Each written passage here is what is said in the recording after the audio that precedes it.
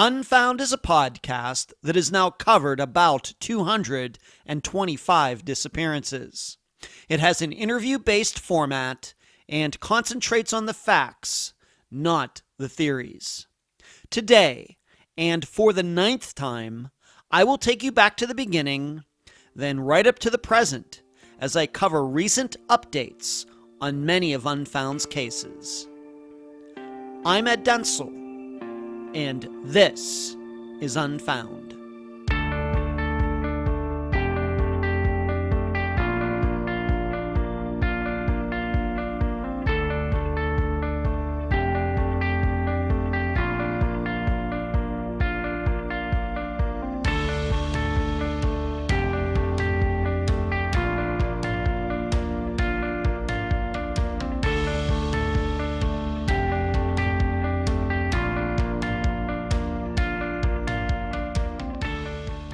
If you don't realize it, almost 5 years into the existence of Unfound, trying to solve disappearances is a tough gig.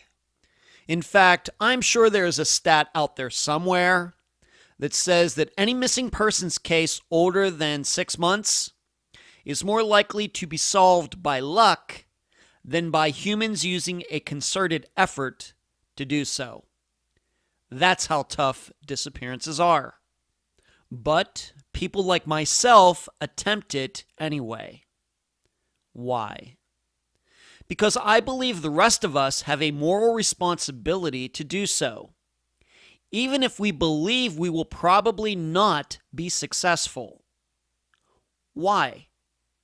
Because the people who have been affected need to know they are not alone. What this also means is we, the public, must have the proper attitude. If we have a results attitude, then we will quickly burn out. Granted, that's how I judge this program. But emotionally and mentally for myself, and I would suggest the same for all of you, we must be committed to the process and not worry about the results. This can be tough, but it is critical if you want to devote your life to missing persons cases. You must be unfazed by failures and dead ends. You must be a happy warrior. And now a summary of Unfound. This is brought to you by my friend Megan Linez's website, charlieproject.org, although I did not need it for this episode. Unfound was born out of the idea that the public should know as much as it can about missing persons cases. I, as the host, go about getting you all the facts I can by interviewing those people who are closest to the case, usually family members. However, we've also had bloggers, reporters, and private investigators on the program, but only 2 law enforcement officers. Why? Because the police usually don't want to tell me anything. And unlike many programs that splice in the host's questions and comments after, Unfound plays every interview as it was recorded, minus the mistakes. The interviews are played in this manner because I believe you, the listeners, need to be reassured that nothing is taken out of context and that you are listening to a conversation like any 2 people might have. The first call I ever made representing myself as the host of Unfound was to Mary Lyle, mother of Suzanne Lyle. The call happened sometime in late July 2016. I was at my parents' place in Pennsylvania. I can remember standing in their bedroom with the door shut for privacy when I made the call. That's a true story. She surely had no idea who I was, and at that point I had no history of ever interviewing anybody. I can kind of rely on my extensive resume now. But at the time, I was just a guy on the other end of the phone line. I was very nervous. However, Mary couldn't have been friendlier. And I would say these days we talk about once every 2 months. And she has been very supportive of Unfound, I can't even begin to tell you, sending several future guests my way. I hope to meet her in person sometime soon. That conversation was followed by a call to Patrick Marker, the guest for the Joshua Guimond episode, then Tim Wright for the Ben Charles Padilla episode. And before I knew it, Unfound had gained some momentum. Probably the next big thing that happened for Unfound that pushed it forward was a listener kind of becoming my right-hand woman to find guests for the program. Emily, you've heard me mention her many times before, is responsible for finding probably half the guests you've heard on Unfound since May of 2017. Her passion and compassion make her excellent at what she does. She stays in contact with guests even after they've been on the program. Then, in December 2017, Unfound became linked with the Tribune-Review in Pittsburgh. It carried Unfound on its website throughout 2018, and I helped them cover older missing persons cases in Western Pennsylvania through monthly articles. Along the way, Unfound has also picked up Cherie Biggs, researcher and overseer of both the Unfound Live Show on YouTube and the Unfound Think Tank. Unfound also has Carrie Welburn and Heather Dobbins, administrators for the discussion group on Facebook. Heather is now also the manager of the Unfound store. Dr. Eric Grabowski, a personal confidant and independent researcher, and host of Unfound on the Ground. And Natasha, who is in charge of the website and the Unfound Podcast Channel on YouTube. There have been books and newsletters and t-shirts and poll questions, the website, theunfoundpodcast.com, the interviews with Dr. Grace Telesco, an unexpected and unpermitted mention on 48 Hours, and, most importantly, the respect and concern all of you continue to show for Unfound's many, many guests. Like the first, second, third, fourth, fifth, sixth, seventh, and eighth update episodes from the summer of 2018, April of 2019, September 2019, December 2019, April 2020, August 2020, December 2020, and April 2021 respectively, I'll be doing all the talking today. I'm Ed Densel. I'm originally from Leechburg, Pennsylvania. I attended Grove City College, class of 1993. I graduated with a degree in business that I've never had to use. I've had all sorts of odd jobs, including magic show stage manager, printer and fax machine technician, Department of Transportation flag person, model, and Star Trek actor. I lived in Las Vegas from 1998 to 2011, Madeira Beach, Florida from 2011 to 2019, and now I make Clearwater Beach, Florida, my home. But Vegas is still my favorite city. Unfound News. I made a mistake telling everyone this week that my next show with Dr. Telesco was August 26th. Actually, it's next Thursday, September 2nd. Please do not miss it. Once again, next Thursday, September 2nd at 7 p.m. Eastern on her YouTube channel. Next, keep your eyes peeled for another Unfound Now episode this weekend. I will be analyzing the disappearance of Justin Sywek from Kansas about 2 months ago. Finally, this is the last Friday of the month. That means the Unfound newsletter will be coming out soon. If you are on the email list, please look for it. If you are not on the list, please contact me at unfoundpodcast@gmail.com so I can put you on it. Where you can find Unfound. Unfound supports accounts on Podomatic, iTunes, Spotify, Twitter, Instagram, Facebook, Deezer, and YouTube. Speaking of YouTube, on Wednesday nights at 9 p.m. Eastern, please join us for the Unfound Live Show. All of you can talk with me, and I can answer your questions. Contribute to Unfound at patreon.com/Unfound Podcast.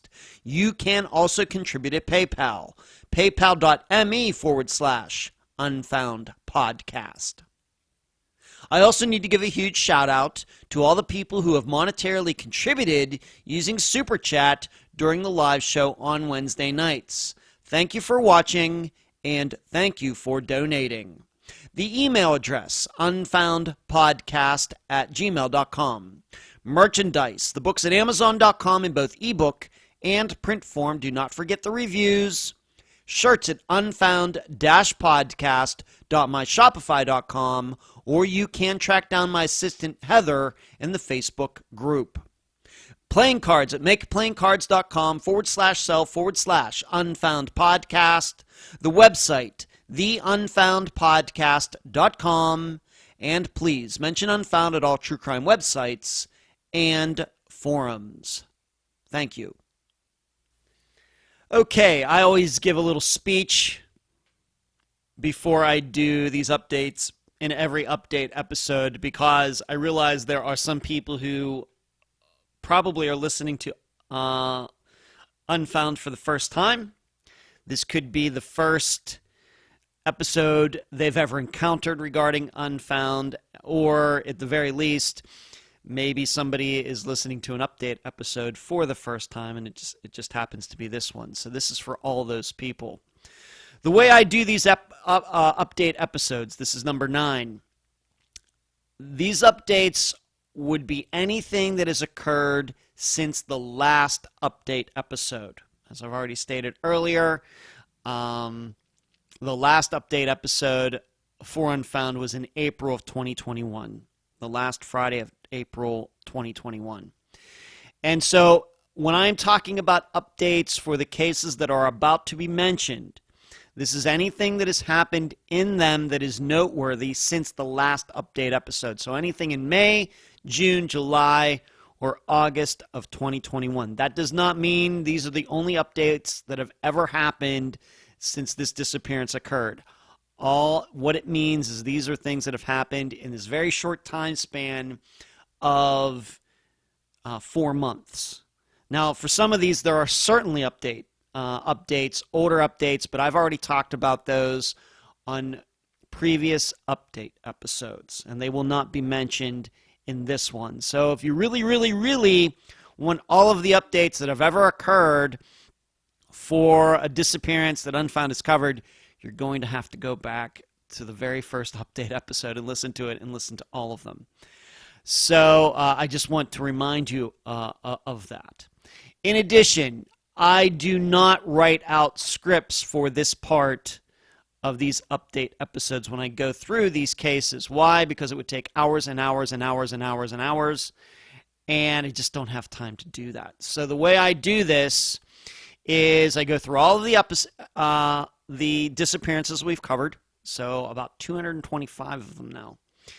And I find out if there are any updates to talk about, anything that has occurred since the last update episode. And all I do is write down some notes. I do not write out sentences with nouns and verbs and adjectives and adverbs and periods. I just jot down a few notes, and from that I speak off the top of my head, just using those as a cue. So I would appreciate it if you give me some leeway, if I get in some you-knows and likes and pregnant pauses. I would appreciate that. I think that in the regular Unfound episodes, those usually don't occur. But this is the only way to do an update episode like this that is really comprehensive, really gets into the details, and is somewhat efficient to put together. So please keep that in mind as I'm going through this. But yes, other than these notes, I'm just talking off the top of my head by looking at the notes. Now, I will say for this particular update episode, I have copied a few media articles into the file that I will be reading because they're very detailed, and I want to make sure that I get all the wording right. But for the most part, I'm doing these updates off the top of my head just by using some notes that I've typed out on my laptop. So I'm going to start with Suzy Lyle, the very first episode of Unfound, and in fact you will be hearing my original interview with her mother Mary next week as we celebrate the 5-year anniversary of Unfound. But I'll tell you why I'm going to be mentioning Suzy here in a moment. But something new that I started with the last update episode is that I'm going to read the intro to the disappearance that I'm talking about in the update episode. A listener had requested that I do this before the last one in April, and I thought that was a fantastic idea. So I did that. So for the last one, and of course I'm going to continue to do that by doing so in this one. Suzanne Lyle was a 19-year-old student at the University of New York at Albany. She was a computer major, but also a passionate poet who loved sharing her writing with others. On the night of March 2nd, 1998, she got off the bus at the Cullen Circle stop on university property and headed toward her dorm. She was never seen again. The reason I'm bringing her up is it is inevitable. It happens, I wouldn't say once a month, but certainly between each update episode every 4 months, that somebody contacts me and asks me, hey, do you think that Israel Keys is responsible for Suzy's disappearance? I can't set my watch to those emails, those messages, but like I said, at least once, and it's been going on for a while now, and it's a different person every time. So I feel once again motivated to mention this, and also because it has come up with Mary, and I just spoke to Mary recently. She's helping me track down some families for future episodes.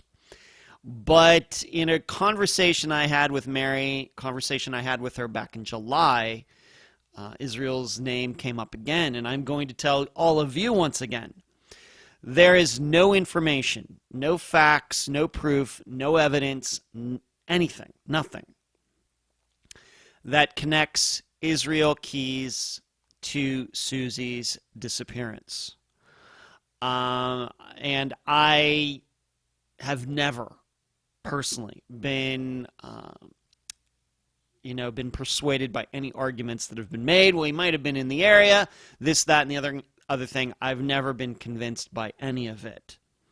I think that Israel Keys has become kind of a boogeyman in true crime circles, that he could be responsible for anything. Look at what he was doing. He was from Alaska, but he was coming down to the lower 48, and he was just randomly showing up.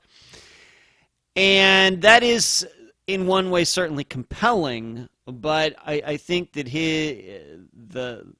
the facts have become, the facts become legend, or the legend become facts. It's something like that. I think that he has been his reputation has been totally blown out of proportion. It's interesting to talk about, but that's not what I do here. We don't cover things because they're interesting to talk about. We analyze them from a scientific point of view as best we can to see if it's logical, does it make any sense, is it rational? And we have to do that by using facts, and there's just no facts to support it. But as facts change, theories change. What I would say about Israel Keys is I just don't think he was as smart, as dastardly, as big a mastermind as everybody has been made out for him to be. Why? Because we have to remember how he got caught. He got caught the same way a lot of stupid criminals get caught, by using credit cards of the person they attacked, they killed, they raped. That's how Israel Keys got caught. Does that sound like somebody who is smart enough to pull off crime after crime after crime after crime after crime? No. That's what I would remind all of you on that. And I think we also can't forget, regarding Suzy's disappearance and forgetting about Israel Keys, is all of the weird things that went on before she went missing, between her boyfriend, or ex-boyfriend, and the kid's father, and then what the father did afterwards, saying he was seeing Suzy all over these places, and of course he was lying. It's weird to me that people bring up Israel Keys when they know that the facts are the facts regarding Suzy's disappearance. It's just weird to me. I mean, I can't stop the people from contacting me regarding it, but they're obviously not listening to these update episodes. They're obviously not listening to the original interview that has been played on the first anniversary, second anniversary, third anniversary, fourth anniversary, and is going to be played again next week. And they still want to talk about Israel Keys. It's just it tries my patience. I'll just be honest with you. So there you go. But Mary feels the same way, by the way, that Israel has nothing to do with this, and of course we know what she thinks about her daughter's disappearance. Next, Andrea Bowman, also known as Alexis. The update here is that there's no update, but I will read the intro. Andrea Michelle Bowman was an adopted 14-year-old from Hamilton, Michigan. On March 11th, 1989, she allegedly stole money from her parents and headed out the door. She never came home. And despite the police following up on many alleged sightings, she was never seen again. Well, we now know, of course, going back a while now, that we now know that Dennis Bowman, her father, the father who adopted her, killed her and put her in his backyard. And we know that Dennis Bowman has been charged with another murder from 1980, to which he pled guilty on. But the state of Michigan has still not gotten Dennis Bowman to trial yet. We still don't know if that's ever going to happen. I think the belief is that it could happen this year, maybe still, but maybe not. So the update is that there's still been no trial, and there is to my knowledge, no trial date at all. His wife continues to state that she had no idea that he did what he did. I think that stretches my imagination. I think it stretches a lot of your imaginations. And but I think that Alexis's murder certainly can help us understand other disappearances that are similar. And I know that I know in private conversations with people, I have mentioned her case many, many times. But we still have no update on whether Dennis is going to be going to trial in Michigan. Is he going to plead guilty? Whatever's going to happen there, I have no information on that yet. Next update, Robin Abrams. Robin Abrams was a 28-year-old former sheriff's deputy for Will County in Beecher, Illinois. She was the plaintiff in a suit against the county accusing officers of sexual harassment, among other charges. On October 4th, 1990, 18 days before her deposition in the case, she drove away from her parents' home. Not far down the road, she waved to her father, who was headed in the opposite direction. Robin was never seen again. The update for Robin's disappearance is that Tony Marquez, or Marquez as we called him back when I interviewed her sister Jody way back in 2016, and this probably should have been an update in the April one, although I didn't know about it at the time, but Tony Marquez died. I think it was in March of this year. How, why, I don't know. But I want to thank friend of the program, blogger Anthony at crimeblogger1983.blogspot.com for letting me know he was going to be doing something regarding Robbins. Was he working on it himself? Maybe he's in the process of doing that. If that hasn't been posted, or if he doesn't want anybody to know, I apologize, Anthony. But yeah, he was the one that let me know that Tony had died, and in fact, Robin's sister Jody did not even know. I was the one who told her. What does this mean? Well, nothing good. I mean, mostly not good, I should say. When suspects die, that's no good for anybody. I would say that even we talk about Laura Bible and Ashley Freeman. We know two of those guys died before everything came out about what actually went happened that night in Welch, Oklahoma. But I wish that Tony Marquez is still alive. It seems that he escaped justice here in the material world. And, of course, if you believe in the afterlife, maybe he's paying for it. Maybe not. I don't know. I'm not here. We don't do politics and religion and things like that on the program. But the only small sliver of hope we have is that now that Tony is deceased, maybe somebody who knows something will come forward. Something, something that's substantial. Not another story, well, I heard that she was buried in somebody's basement. We don't need any more stories like that in Robin's disappearance. They've already dug up at least one basement and going here, going there, and nothing has come of it. Now, some of the other men who are believed to have been involved in Robin's disappearance, they are still alive. But my opinion on it is that Tony Marquez has always been the point man on all of it. Now, maybe he didn't give the final order, but he was the one who had a relationship with Robin. He was the one who started the harassment of her and everything else. I'm not saying he was the one that finally decided, we got to do something about this. He might have been given a task, something like that, but still, it started with him. It started with him, and so I'm inclined to believe that it ends with him.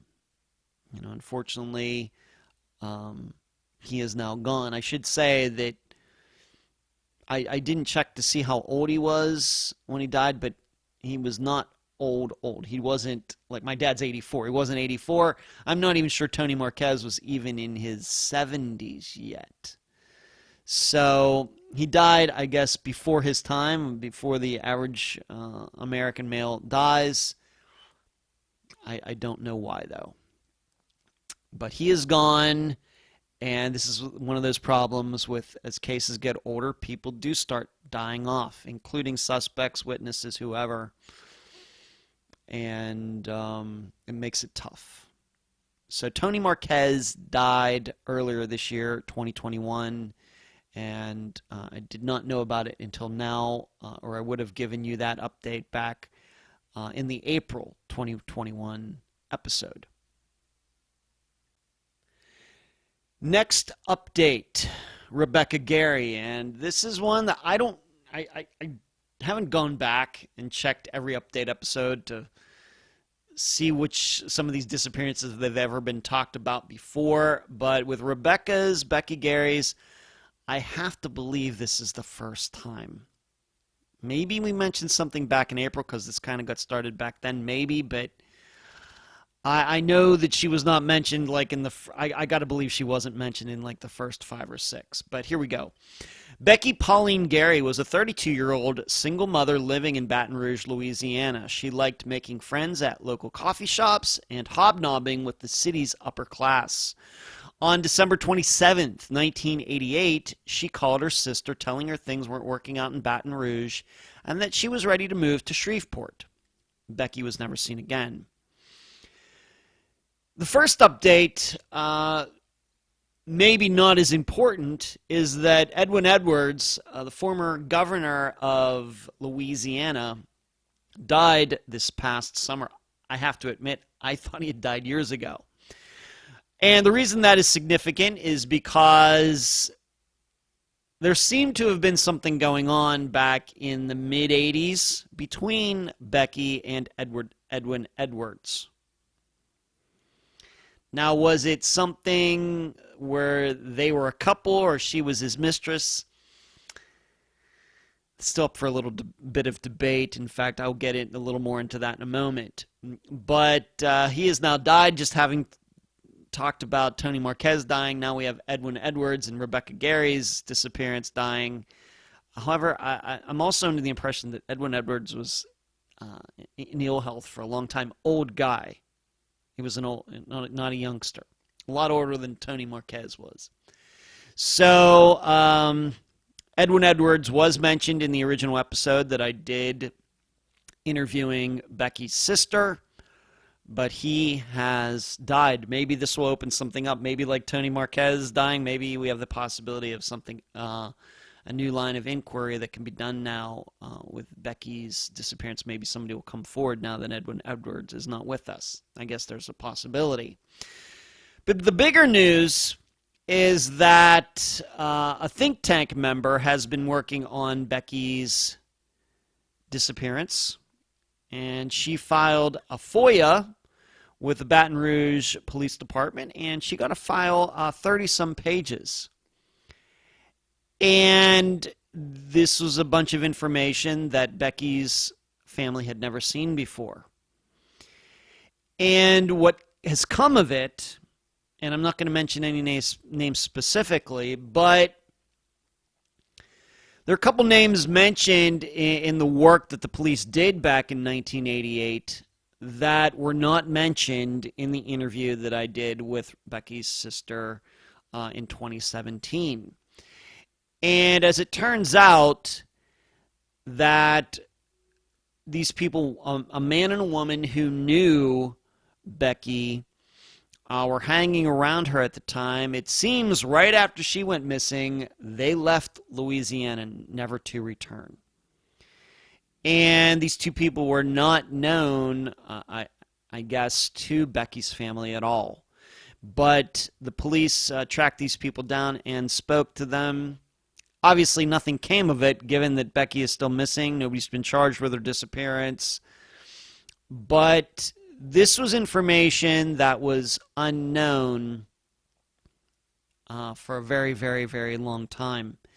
And I want to personally thank the Baton Rouge Police Department for sending this think tank member the file and did not redact or erase or cover up these names, because this was information that was certainly new to Becky's family. So these people, I believe they're still alive, but they're not in Louisiana right now. So we're trying to figure out what to do next about this.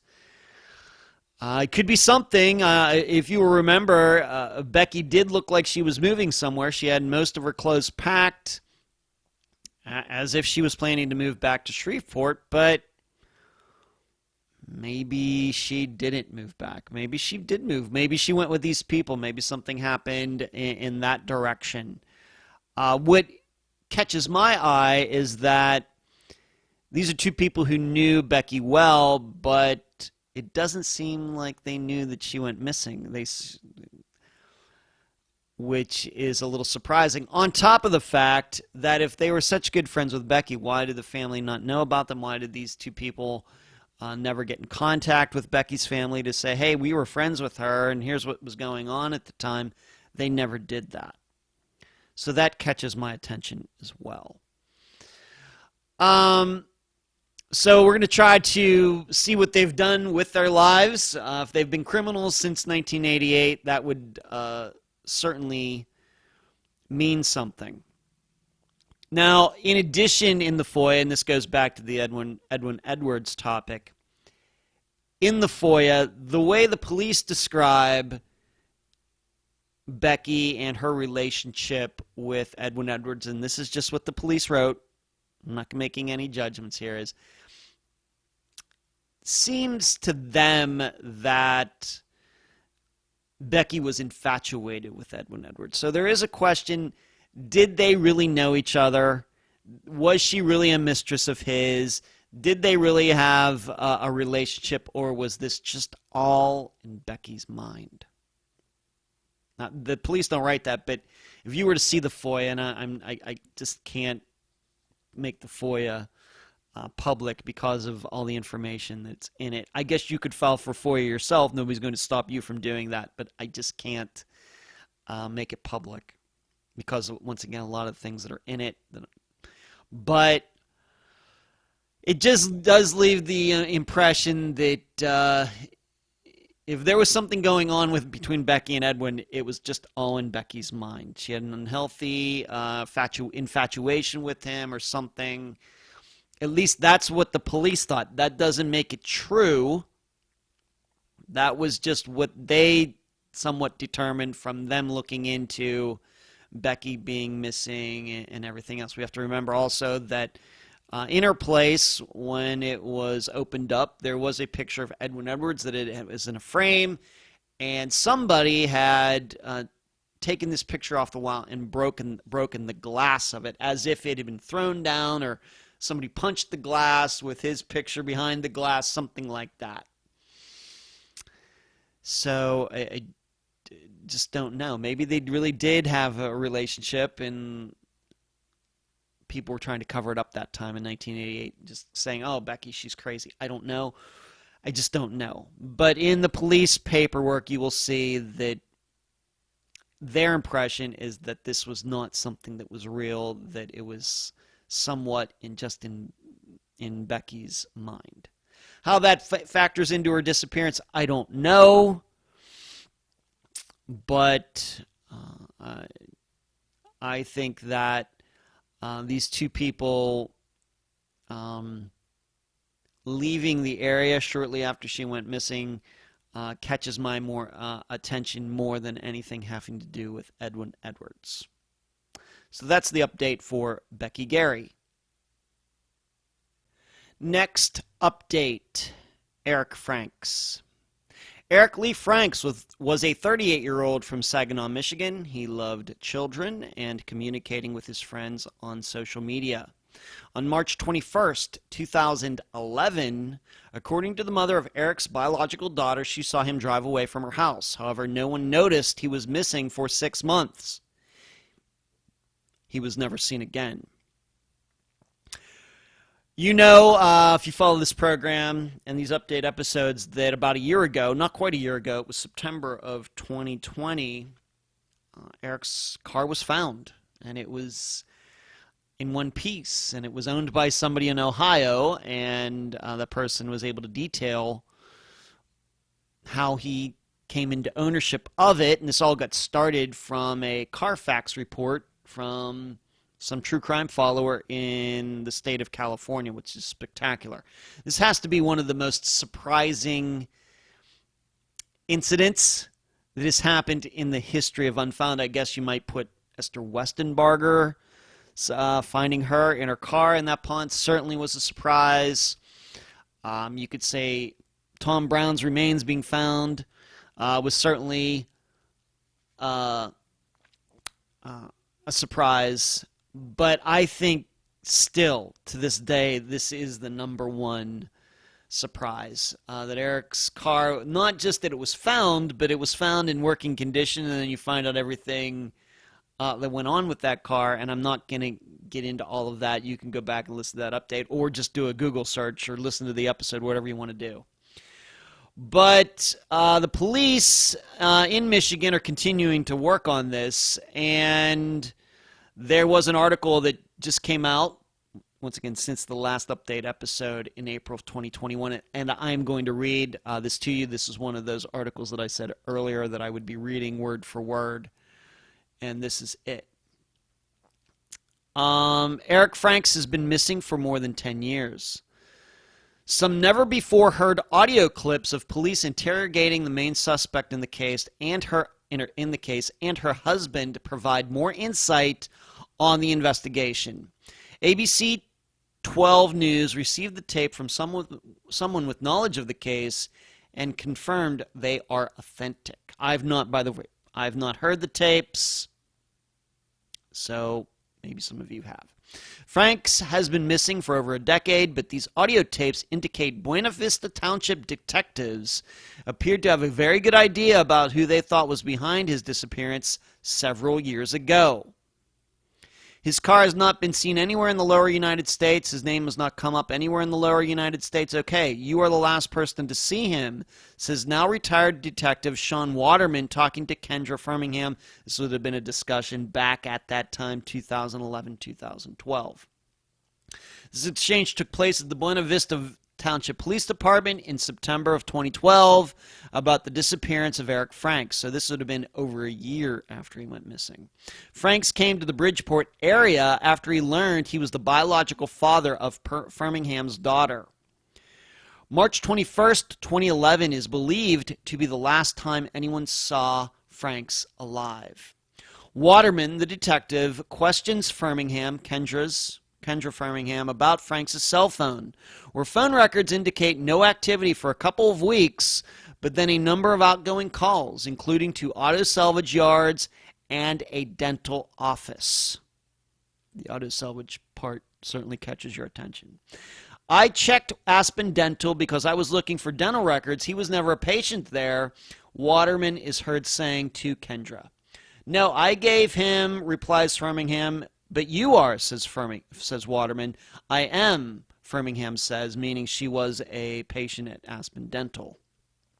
Why would someone be calling Aspen Dental? Okay, that tells me, hear me out here, it tells me that you probably got the phone, says Waterman. And then Kendra responds, I don't have Eric's phone. Framingham also said she helped Franks move out of Miller's Hotel as she said he was going to California. But Waterman says the motel owner and other people who were staying there say only Framingham was loading up his belongings and Franks was not with her. I took a right on Dixie Highway to go back to work, and he took a left. Both of our cars left at the exact same time, says Framingham. Once again, remember, this conversation took place way back in 2012. And remember, we now know where the car was. And remember, so she's saying all this, and we know where the car was at this very time that she was conducting this conversation. Okay, again, here is a man who has no money, no job, not a pot to, I'll just put the word in, piss in, and he's going to drive across the United States, says Waterman. All I know is that's what he said, Framingham said. The car most likely never left the Saginaw area, as it was believed to be in a garage in Saginaw at the former home of Gerald Rutledge, who is an incapacitated adult, who was an incapacitated adult who Framingham cared for. Rutledge died in April 2020, and Franks' car was sold in an estate sale last year. Waterman and fellow detective Greg Klecker also questioned Framingham's husband, who we are not identifying. Well, I can tell you his first name is John. He apparently knew 9 years ago that Franks' car still existed and that it wasn't scrapped and sold for parts. I always figured eventually down the road someone would find the car and they would come around to question, Framingham's husband said. Oh, we will find him and the car. It's just a matter of time before that happens, Klecker replied. The detectives asked Framingham's husband if he thought Kendra killed Franks. Klecker, asked me if I thought Kendra could do it, and I got to say, I can't imagine it. I mean, it's hard to imagine her doing that, answered the husband. Are you capable of it? Asked Waterman. No, replied Kendra's husband. Did you kill him? Asked Waterman. Kendra's husband says, I never met the man. No one has been charged in the death of Eric Franks, and his body has never been found. The case is now being handled by Michigan State Police. Kendra Framingham died in Florida in 2016 from cancer. That's where her widowed husband still lives. Anyone with information who could help solve this case is encouraged to call the Michigan State Police. I once again remind you that everything I just read there took place in September of 2012. It's fairly clear that, it's not fairly clear, it is a fact that we now know exactly where the car was. And it was in the garage of Gerald Rutledge, a guy that Kendra just happened to be taking care of at the time. And here she's saying, yeah, I saw Eric drive one way and I went the other. Total lie. Total lie. And, of course, we can only imagine what would happen if Kendra hadn't died of cancer. Of course, there's a conspiracy theory out there that she really didn't. But anyway, what would she be saying about all of this if she were still alive? I think, I mean, are we going to say that she could be charged with Eric's death? Maybe. Maybe. Not sure. But I didn't, what's hard to imagine, though, is Kendra doing this all on her own. Maybe she knew some other people who could help her get rid of Eric.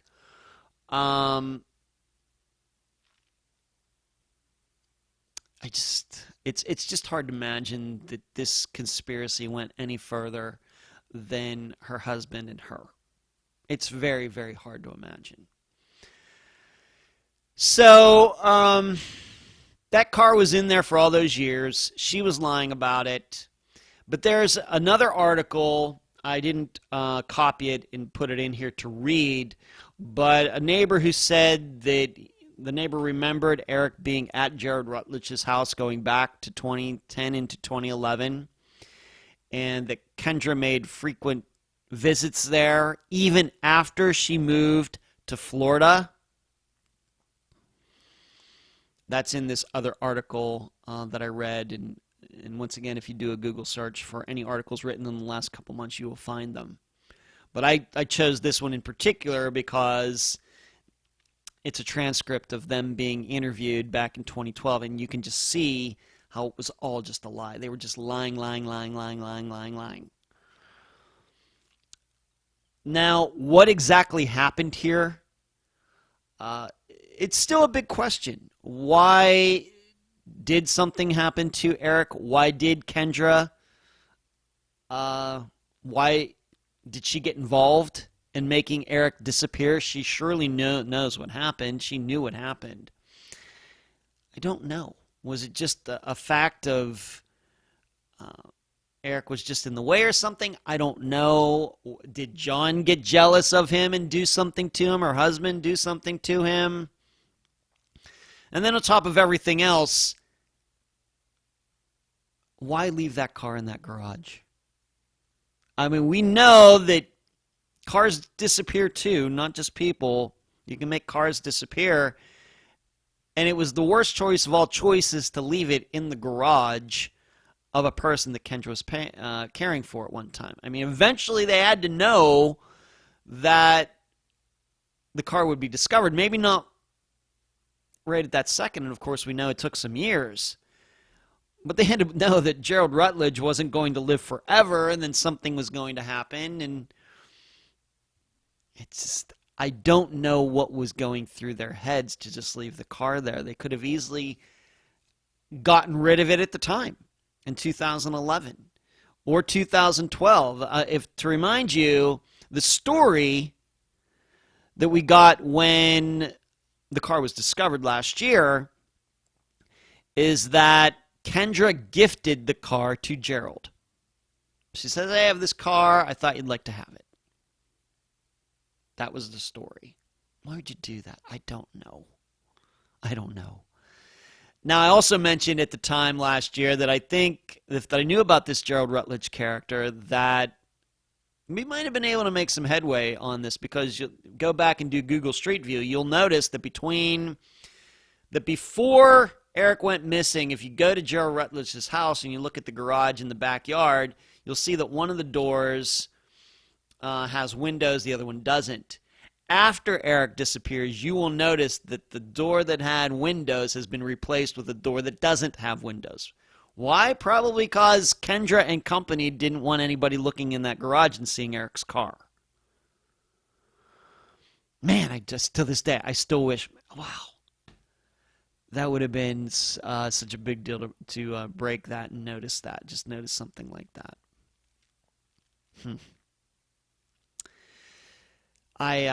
Those are the things that, as a missing persons investigator, reporter, researcher, expert, those are the types of things that keep you up at night.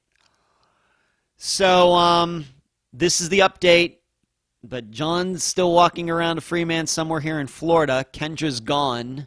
Can't do anything about that. The question is, where is Eric? I just refuse to believe that Kendra did this all herself. That's my main conclusion. Next update, I think this is a first. Shannon Turner. Shannon Rayanne Turner was a 33-year-old from Indianapolis, Indiana. She was a free spirit who would travel wherever her heart took her. On December 4th, 1997, she went to work at Babe's Showgirls, but didn't come home after. She was never seen again. This is a recent news story. Her brother, who was not interviewed for the episode, but her sister Valerie was, there was a vigil done for missing people in the Indianapolis area, and Shannon's name, fortunately, was mentioned in there. Some people were interviewed, and there really is no updates per se regarding the investigation, but it was good that her name got mentioned. Like I said, I think this is the first time that Shannon's ever been mentioned in an update episode, I think. Just nothing going on, unfortunately. Very sad. But her name's mentioned in this article. And to remind some of you, and I know most of you have listened to most of Unfound's episodes, this is a disappearance we covered back in 2017. She had a relationship with a guy named David Mays, who we do mention in the episode. He was a member of the Outlaws motorcycle gang. And he picked her up that night at Babe's. And then she never made it home. She was never seen again. And there are stories that, if you want to believe them or not, that David later that night or the next morning was seen by other people, a very agitated state, and Shannon wasn't around, and he looked desperate. And but he had probably, once again, to remind you, you might have forgotten about this, but he had gone to jail, big case, throwing a lot of motorcycle gang people in jail. He got out of jail right around the time this episode came out in 2017. And so when I talk about how we've actually covered a motorcycle gang on Unfound, this is the disappearance. I think that it's not too much of a leap to say that obviously something went down between David and Shannon that night. I'm not saying that he planned to cause her disappearance and do something, kill her. I'm not saying that he was planning to do that, but I think this is a disappearance you can view in the same way that we now view Rosemary Rapp's and Marion Hurley's and Danielle Sleeper's and Angela Green's and Julie Early's and Ellen Sloan's. They're all, I think, in that vein of men not planning to do something. Well, maybe in Marion Hurley's case, but in the rest of them, not planning to cause the woman in their life to disappear, but that's what happened. So Shannon, I was glad to see that her disappearance, 24 years now, coming up in December. I'm glad to see her disappearance getting some attention, and I'm glad her family is out there reminding everybody that she is still missing. The tough part is that if this was related to the Outlaws motorcycle gang, I'm going to guess that they have more experience than most about making people disappear and never reappearing. That's what makes this one maybe difficult. But yes, Shannon Turner finally gets mentioned in an article, and it's finally very happy to finally be able to talk about her in an update episode. Next, disappearance, Brandy Wells. Brandy Wells was a 23-year-old single woman living in Brownsboro, Texas. She was eager to start back to school and begin her new job at Walmart. On the night of Wednesday, August 2nd, 2006, she went to the Graham Central Station Country Bar in Longview, Texas, 45 minutes away, despite her car being low on gas. Just after midnight, she left the club alone. She was never seen again.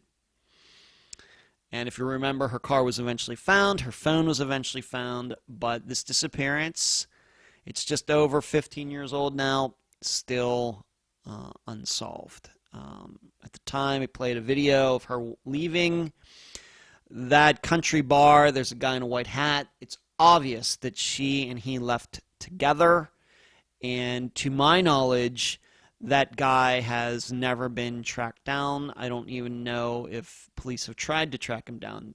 One of those things, maybe we need to find a FOIA for that to to figure out if they were able to track that guy down and talk to him. But the update is not concerning her disappearance necessarily. I just wanted to mention that there was a death of Michelle Cole, and she was involved trying to get justice for Brandy since the very beginning in 2006. And she died just within the last few weeks from cancer. Young woman in her 50s. And it sticks out to me because she was a supporter of Unfound since the Brandy Wells episode came out, once again, I think in the spring of 2017. Michelle was there for the first iteration of the live show that actually got started on Tuesdays on Facebook. And then eventually, of course, these days we all now know that it plays on Wednesdays on YouTube. I mean, this was before the YouTube channel and everything else, but Michelle was a big supporter of the program from those days. And I can remember her tuning in to those live shows when we only had like 3 or 4 or 5 people at the beginning. And it's very sad. She had been diagnosed with cancer, I think last year in 2020, and she fought it as best she could. And in fact, if you were to go to her Facebook page, you will see that she was posting about missing people, flyers, and everything, just days before her death. It's just sad.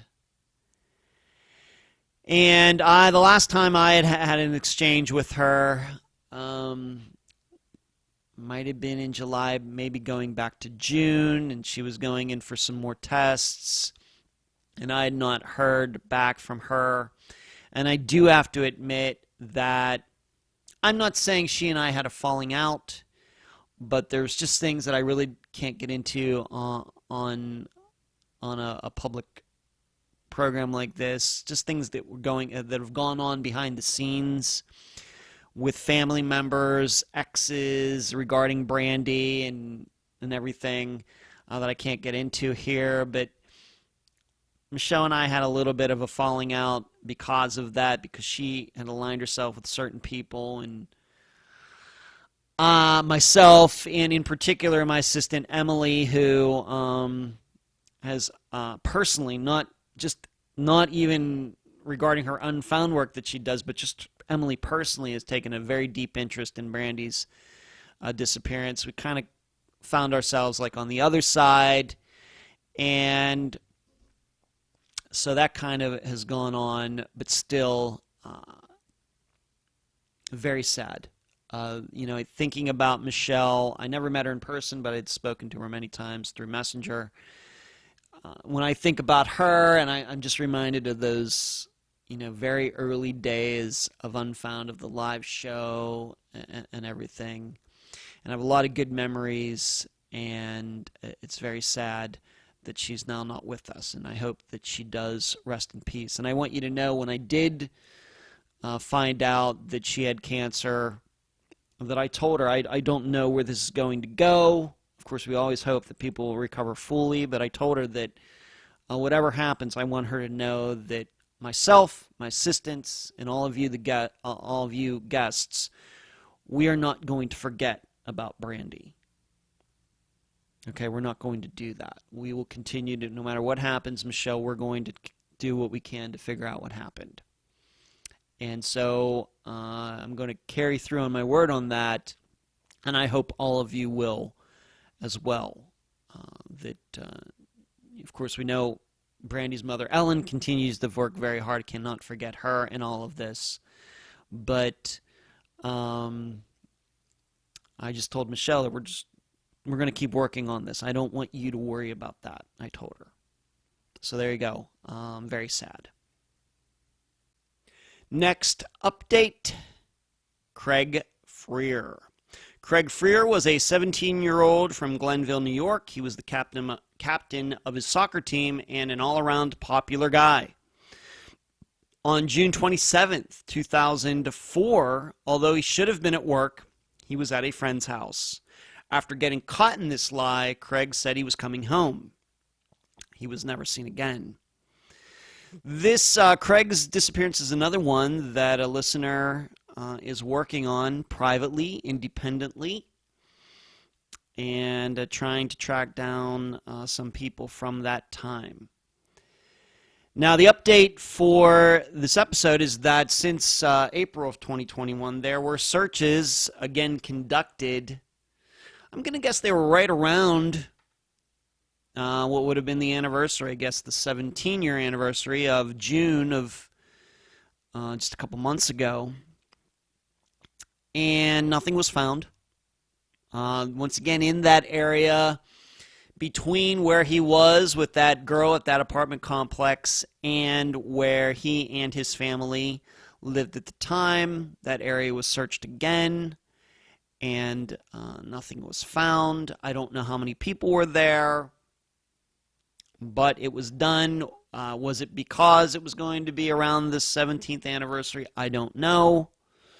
But people were out there, they were searching around, and nothing was found. But what happened right after this is that a page that had been set up for Craig's disappearance was set up by a guy who I know, I became familiar with him after the episode came out, that he wanted to get involved doing work on Craig's case, and I think he's kind of done that off and on over the last few years. He had set up a page and then shut it down. However, I think he now has a private group instead, but the reason he shut it down is because he said there are just too many trolls infiltrating the page. I have to admit that this is not something that I can relate to. I'm not saying we don't have trolls. Sometimes a few of them sneak into the discussion group and post things and that have to be deleted.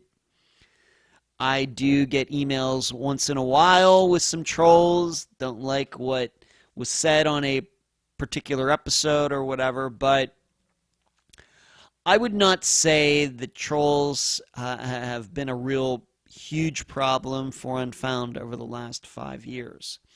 So, and I didn't spend enough time on that page when it was set up to really know what he was talking about. I'm not saying he was lying. All I'm saying is I don't have any experience with it, and I wasn't there to see what was going on. From my standpoint, you never know what disappearances you're going to cover that are going to generate that reaction. Never could I have guessed, for example, that Troy Galloway's disappearance, which we're going to be talking about here in a little bit, is one where I've gotten several emails from people, nasty emails, several, in the last 4 years. That is not one that I would have expected that, but I have. Just to give you a comparison, I've gotten more emails like that in Troy Galloway's and some other disappearances than I've gotten for Tom Brown's, even though Tom Brown's, at least from a public point of view, is more popular, more downloads, more attention on YouTube and everything else. Why these things are that way, I don't know. So with Craig's, at least to me, it does not seem like a disappearance that would generate a lot of people trying to go in and stir up trouble, but it seems, at least on the page when it existed, it did. What does that mean as far as the disappearance itself? I really don't think anything. I'm not convinced, even though I didn't see what was going on, I'm not convinced any of these people know anything about Craig's disappearance or had anything to do with Craig's disappearance. So that's what I mean by that. This is a little bit of a stumper of a disappearance. I don't think that anybody is surprised by that. In some ways, it's very much like Jason Jolkowski's young man seemingly walking in a neighborhood where you wouldn't think there would be any trouble. It's daylight, everything else, and disappears. Certainly Craig Freer's disappearance, to me, in my world, is more of a mystery than, let's say, Joshua Guimond's, another young man who disappeared, but it was at night on a college campus, just a different environment. But it still continues to be a stumper. And on top of everything else, there's nothing that I can tell that you could see, at least from the outside, that would have caused Craig to want to harm himself. So, but there's this talk about him, did he have problems at this grocery store where he was working? I don't know. I did get an email message within the last few months about somebody who knew more about that, and but it just didn't really go much of anywhere. However, like I said, a think tank member, a listener to this program, is working on it. I think the main issue continues to be this girl that was with Craig that day. And I continue to say, I don't know if she's ever made a public statement in the last 17 years. I've not seen any article where she's ever talked about Craig's disappearance. I have her first name. We're still trying to track her down. I'm guessing that people in the area know where she is, but I don't know if any of them are in a position to contact her all these years later. Of course, she'd be in her 30s now. Maybe, she can look back at that time and wants to talk about what she remembers about that day. And you should know, on top of everything else, I've not spoken to Craig's mother since I did the interview with her. And what would that have been? April, May, June of 2017. I'm guessing she knows who the girl's full name, and if she's still alive and everything else. But that is information that we don't know here. But I'm going to do a call out right now, or request to all of you. If any of you know who this girl is, she's of course a grown woman now. If any of you know who this woman is and want to send me her name, you don't have to send me any contact information. I'm more than happy to look it up for myself.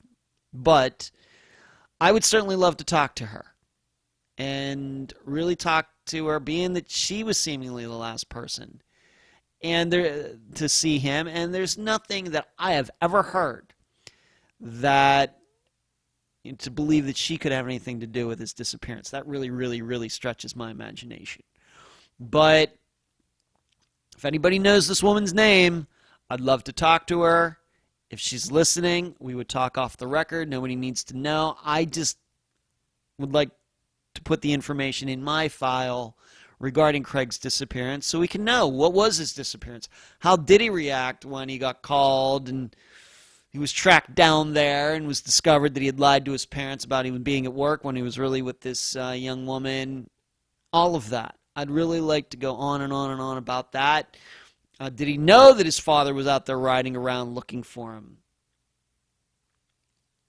I'd really like to know. So if somebody knows who she is, for sure, and can give me proof of that, just don't start sending me names. Or if she herself is listening to this, contact me. unfoundpodcast@gmail.com. Let's talk. Next update, Jennifer Wilkerson. Jennifer Lynn Wilkerson was a 26-year-old from Lubbock, Texas. She was somewhat of a tomboy and could make friends with anyone. On July 12th, 2004, she went to work, then spent the night at her new boyfriend's. The next day, her car was discovered back at her place. Her keys were hung up inside her home, but Jennifer was gone. She was never seen again. As I've told you in so many words for a while now, going even way back, well before COVID, we've been trying to work on this behind the scenes, but COVID did get in the way. But I am happy to say that within the last month, I was able to get the FOIA information that we collected way back in 2019, actually it was my assistant Eric Grabowski, who runs Unfound on the Ground, who was able to get it. And finally, I was able to get that information into the hands of a woman in Texas who needs to look over it. Now, you may say, well, what is this FOIA information? Well, it's not FOIA information regarding Jennifer's disappearance. It's actually FOIA information from some murders that took place in Texas by a guy whose name was Rosendo Rodriguez, who was also known as the Suitcase Killer. He killed a couple women, and at least one of them he put in a suitcase, and she was eventually found in that suitcase in a, what do they call it, where they put the trash, where all the city's trash go. They had to dig down there. They found the suitcase. They found this dead woman in there. He had killed her, and he was actually executed, was it back in 2019? But we're doing this for a few reasons. One, looking into the idea, is it possible that Jennifer could have been a victim of his? Because there's at least circumstantial information that they could have run across each other in their daily lives. There's that. However, the other thing is that in looking at this FOIA information, that it might be a way to rule him out and may actually even point us in a different direction as to who could have caused Jennifer's disappearance. I want you to know that I do not believe, even reading in that intro there, that she spent the night at her boyfriend's. There's nothing that I can see that implicates him.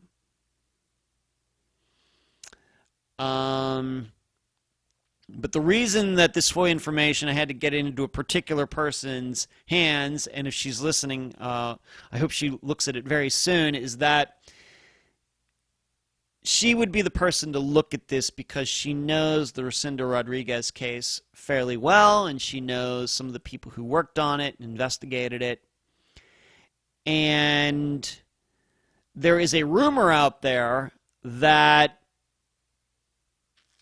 Rosendo, while he was being interrogated, and unfortunately I do not believe that those interrogation tapes were part of all this information that was sent to me on a thumb drive, that when he was talking about the dates where he was, he made a mistake. He actually said July 12th, 2004, which is the date of Jennifer's disappearance, and then he corrected himself or something. There is a rumor that that actually happened. But the other reason that we wanted to get that FOIA information on top of all the others that the reasons I've already mentioned is that there could be somebody who is trying to make it look like Rosendo did it when actually it was somebody else. And we're trying to figure out if this person who has been saying that, well, most likely it's this, and is actually true. Because if this person is lying, then I think that gives us a very, very distinct path to follow. And I think that I've also mentioned, although for a long time I kept it kind of on the down low, but I don't feel uncomfortable talking about it now, is that, and we've really, really tried to make this connection, have not been able to do it yet. This is, this disappearance is now 17 years old. And when we covered it, it was already 13 years old. So even then, not new. People's minds get cloudy, memories get cloudy, they don't recall things. But there is still a reason to believe, although we have not been able to prove it, that Jennifer and the first investigator, the main investigator, let's just say the first, because, of course, as we know, how these files get changed from person to person to person over the years. But the first person responsible for Jennifer's disappearance, or investigating it, There's circumstantial evidence to believe that she and this guy worked at a concert venue together. The issue is that he never brought that up while he was doing the investigation. And so we've still not been able to really nail that down. So you have to remember that a lot of the times that when you're going to a concert, and this guy would have been, of course, working in security. The security team is not part of the venue. They're hired out, like a third party. Very much like if we want to get into Cameron Remmer's disappearance, we know that the security that worked at the hotel where he disappeared were not hotel employees. They were part of a security company that were, they were hired in to do that. That's the way it is many times at concert venues. And so it's hard to even tell, do they keep records? Would the venue keep records for that? Were these guys working independently? Was it a company? We don't know. And then Jennifer was working there, but I'm not sure. We've thought that she might have been in ticketing, but that might not even be the situation either. She was working there, but she might have been in concessions or something. Well, those people don't work for the venue either. Like when you go to a baseball game, when you get food, hot dogs or whatever, those people are not paid by the baseball team or the football team. That is a company that is hired in to do that. So it all becomes very complex very quickly. It's, once again, one of those things where it seems like from the outside is very clear-cut. Can we determine these two people ever worked at the same time at this venue? It would seem like it would be pretty straightforward. It's not. It's a lot different than trying to prove if two people worked at McDonald's, as an example, by comparison. That would be a lot easier. Whereas when you go to concerts, concert venues, everything is, like, I guess you could say, farmed out to third parties, and then you have to think about their records. You just can't go one place to get all the records. It's just all over the place. And the two people we're talking about here, Jennifer and this other person, might not have been getting paychecks from the concert venue itself. It all makes it very difficult very quickly. But I still think there's something there.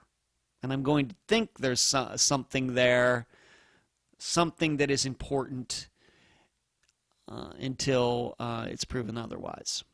So, but finally, this FOIA information got to this person, and I'm hoping she can take a look at it, and we can talk about it very soon. Next update, Laura Bible and Ashley Freeman. Laura Bible and Ashley Freeman were teenagers from Oklahoma that had gone to elementary school together, and although they went to different high schools, they remained close friends. On December 30th, 1999, they were at Ashley's house in the town of Welch. A fire broke out in the home, and when it was extinguished, Ashley's parents were found dead, but Laura and Ashley were never seen again. We now know that 3 men were responsible for what happened. 2 of them are deceased. The other one is now in jail. And the story goes is that this was all about drugs. Ashley's parents were shot to death. Laura and Ashley were taken away. And if we're to believe it, they were bound, raped, and then murdered after a few days. What we also know is that this case should have been solved way back then. Unfortunately, original investigators ignored was it an insurance card, something like that, that was found in the driveway of the Freeman home that could have, had they followed up on it, would have taken to the girlfriend of one of these men, and I think they would have been able to put that all together. Somehow that got dismissed, ignored, lost until the late 20-teens, and that's how Ronnie Busick is now in jail, but the other 2 men, like I said, died years ago. Well, there were more searches done this summer on property that was owned by at least one of these guys at the time, and nothing was found. If you also remember in previous updates that at one point within the last few years they were going to different wells or sinkholes or something in that area, taking cameras down into them to see if any human bones could be seen in any of them, and that was unsuccessful too. I think I said at the time, if they're just going to start randomly putting cameras down into old water wells, oil wells, sinkholes, and everything else in the state of Oklahoma, then good luck with that. The issue for me is that I know a lot about disappearances. I'm not saying it's never happened, but finding human remains at the bottom of a well or something like it, very, very, very, very, very, very, very, very rare. What seems like a better idea is, I think, what they did recently, going to these properties that at least one of these guys owned or was living on, had access to back in 1999 into 2000, and check them. Still, nothing has been found. What do I think about it?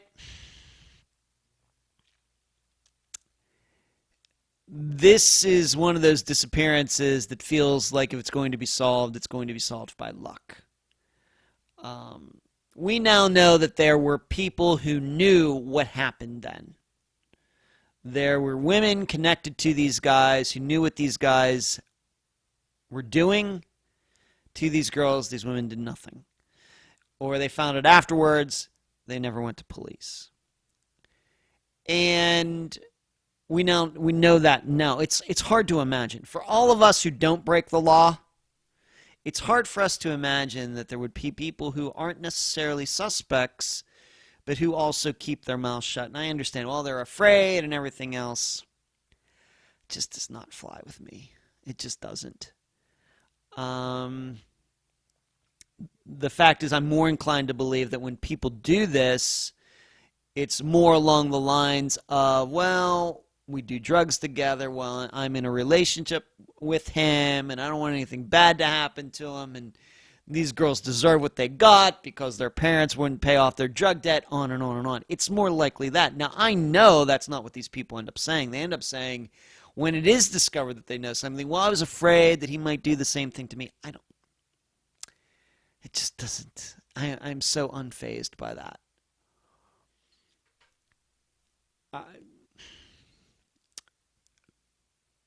So if these people knew something or know something, two of the men are dead, one's in prison, they could say something and they haven't. It just must be that although they know what happened at the time, they don't really know where Laura and Ashley were put after they were killed. Just feels like somebody's going to stumble upon something somewhere in Oklahoma one of these days. My gut tells me, being that these guys are criminals and were into drugs, I don't think they are the labor type, that they're used to working very hard or anything like that. So I'm inclined to believe, however they got rid of Laura and Ashley, they did it in the quickest means necessary. Now, what could that mean? It could mean that they threw them in a trash bin and covered them up with garbage, and Laura and Ashley got dumped somewhere, and that's where the remains are. If so, we're now talking about 22 years of layers of, almost 22 years, of layers of garbage to go through somewhere. So once again, luck. Just don't know if there is a logical path to follow here in 2021 to figure out where they are. In addition, we have to remember that Ronnie Busick last year was offered a deal. If you can point us in a direction of where these two girls are, their remains are, we'll give you a break on your sentence that you're getting. He couldn't do that. So he may be telling the truth. that he just really doesn't know, and really we know that he was not really the henchman anyway. He was not the main instigator. He was not the leader of these three men anyway. He was just a heavy. So search is done. A lot of searches have been done, not just recently, but even well before Unfound covered Laura and Ashley's disappearance to figure out where they are. Nothing's done. Nothing was found. And more of this feels like it's going to be luck. The next disappearance, Troy Galloway. Troy Galloway was a 34-year-old from Sonora, California. He was a Marine and dedicated father. On January 13th, 2016, he and his wife got into an argument about him relapsing into drug use, although to this day there's no proof of that. She claims he then stormed out into the cold night, not taking their car. He was never seen again. Certainly a big development, although there's no remains of Troy have been found or him being alive, no sightings, anything recently. But what I would consider to be a big deal, especially considering that this disappearance is now 5.5 years old, is that lake that was near their house, almost right on the edge of it, in Sonora, California, that if he did leave on his own, he must have run around it or something.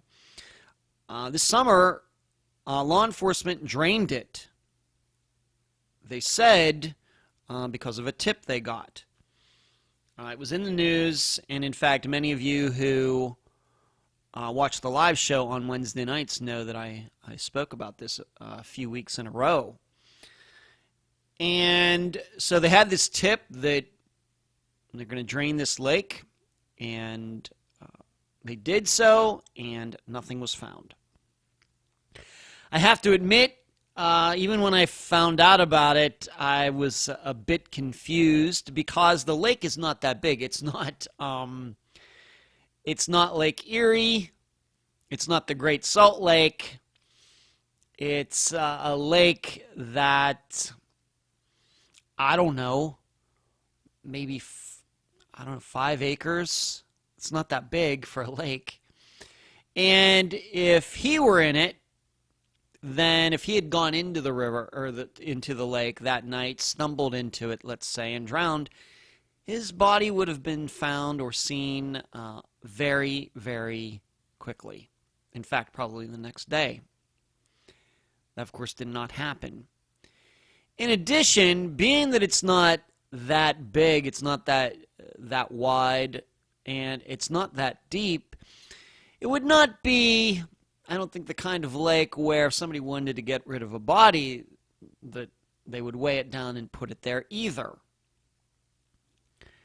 Not to mention all the houses around, and in addition to the lake not being as deep, once again, as most of the bodies of water we think of as lakes. Now, maybe the idea was that they were going to find something in the lake, a piece of evidence connected to the disappearance, maybe a gun, maybe a knife, something like that, maybe some of Troy's possessions. But as far as we know, the public information that came out, I guess it's been a couple months since this was done now. Nothing like that was found either. So it's just a little bit of a stumper. My experience, this is very uncommon for a body of water to be drained 5.5 years later. I mean, I appreciate, don't get me wrong, law enforcement in that area, thank you for what you attempted to do there. I know that Troy's family is very pleased that he has not been forgotten. All right, thank you, thank you, thank you. Just the logic of it, it's hard to understand. My experience once again would tell me that they're just not going to drain a lake for no reason or any particular tip. Being that nothing was found there, I guess we must take this tip as being a lie. So it must have been a very convincing lie. Having covered this disappearance must have been in the fall of 2017. So at that time, the disappearance would have been about a year and a half old, something like that. Never have I thought that they would find him or anything connected to this disappearance in that lake, even though we talked about it during the interview that I did with his mother, Nancy. I'm still open to the idea that he really did run off, that his wife is telling the truth. And in fact, almost 4 years since covering Troy's disappearance, we now know that that's very common. And I, as the host, and I'm the one that's trying to learn all of this information, I certainly know that it's more common now than I realized back at the time. On the other hand, there's no proof to rule out that something happened in that house and a person or persons covered it up. As I stated earlier in this episode, Troy's is a disappearance that I've gotten some emails, I've had some posts put on Podomatic, being very critical of myself, of the episode, of Nancy. I'd say almost as much as any other episode Unfound has ever covered. Never would I have expected that back in 2017 when we covered Troy's disappearance, but that is the truth. So he is still missing. Where law enforcement and others go from here, I'm just not sure. I guess we can rule out the body of water for sure, but I have to admit that I ruled it out from the beginning. Next, Zoe Campos. Now, Zoe Gabrielle Campos was an 18-year-old from Lubbock, Texas. She was close to her family and loved to work on cars. On the night of November 17th, 2013, Zoe was at home with her sister and a friend. After they went to bed, Zoe seemingly left to meet a guy who was introduced to her earlier that day. She was never seen again.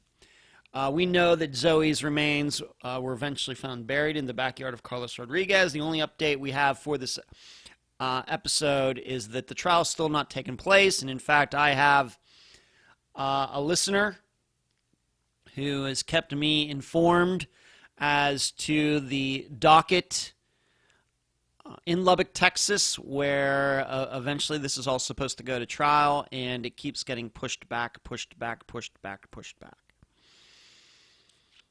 If you're wondering what Carlos is going to try to argue in this Zoe's death, is that it had to do with drugs, and she was high, she attacked him, and he had to get rid of her.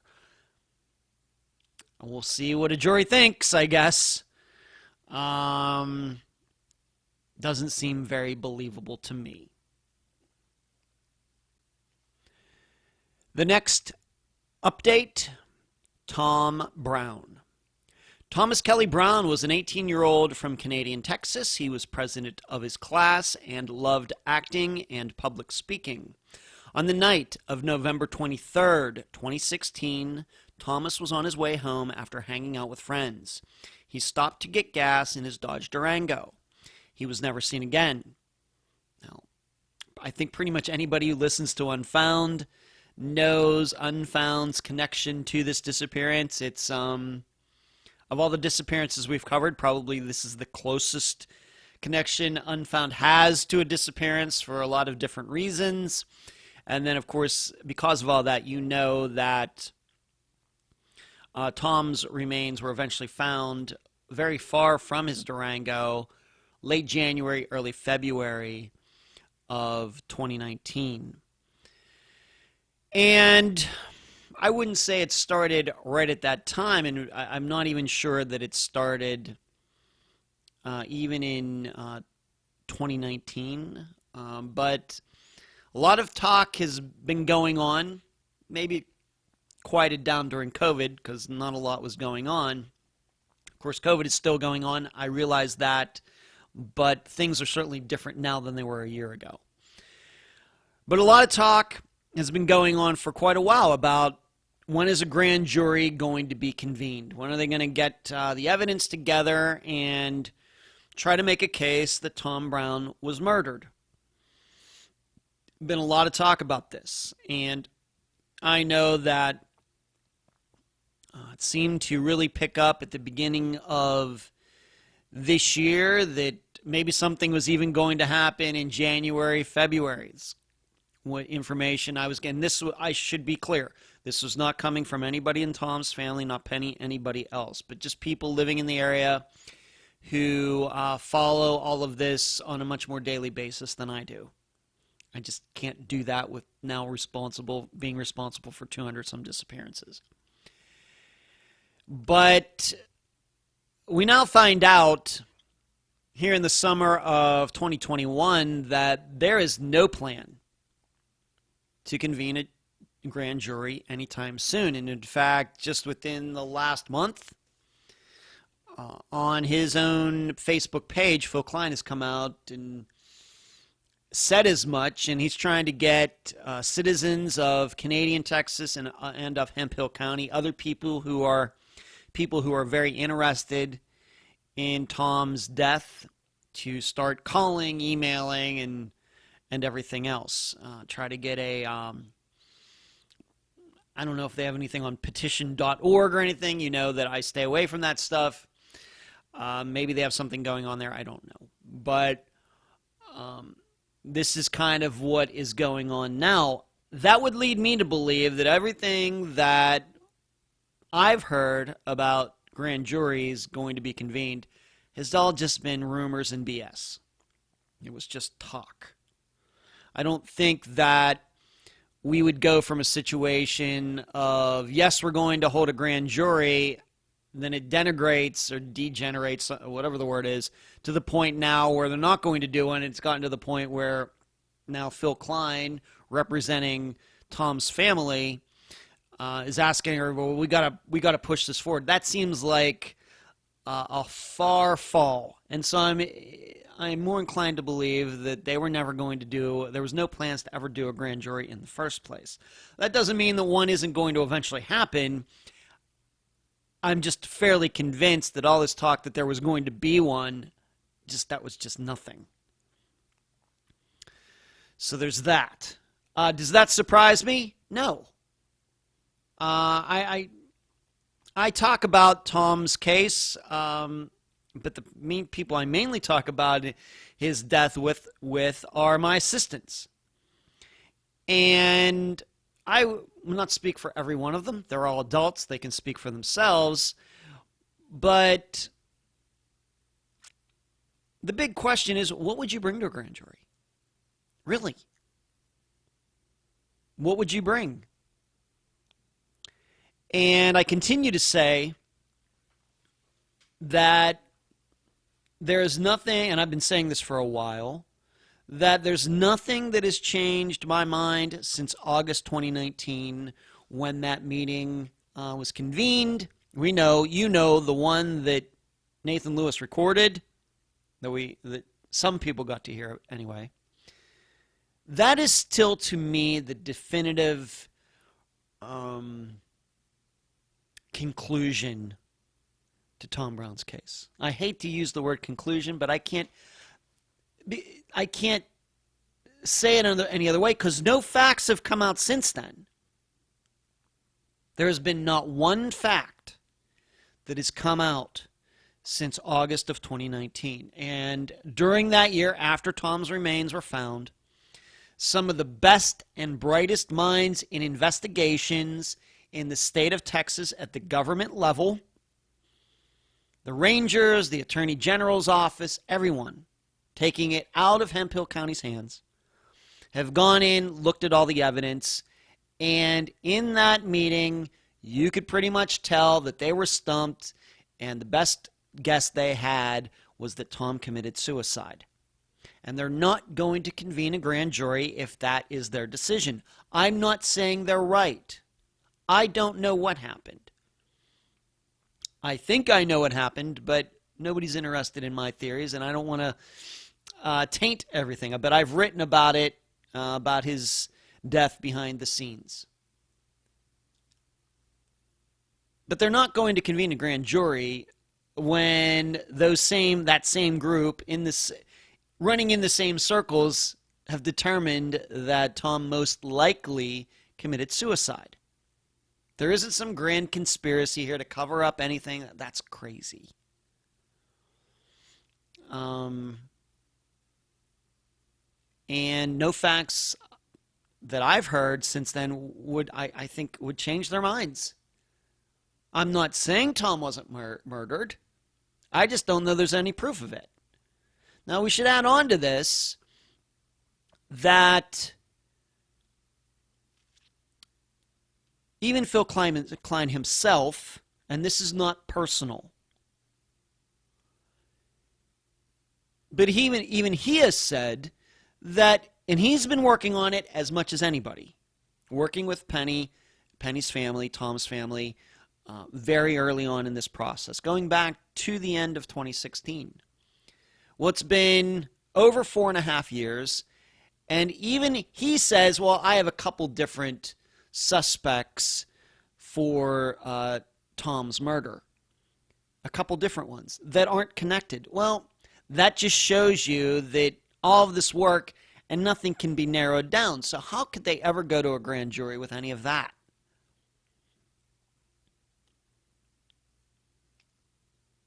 So even he, doing his work, isn't even sure. And he goes up and down and all around. Tom was murdered. Well, he can't even come to a conclusion on what he believes and who did it. So how could they convene a grand jury because of that? I don't know. Not a legal expert. I am not a legal expert.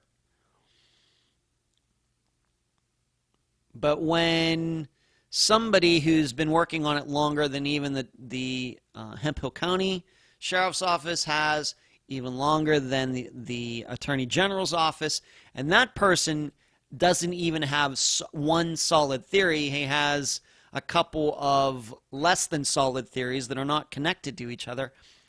I don't know what to tell you. So there's that. On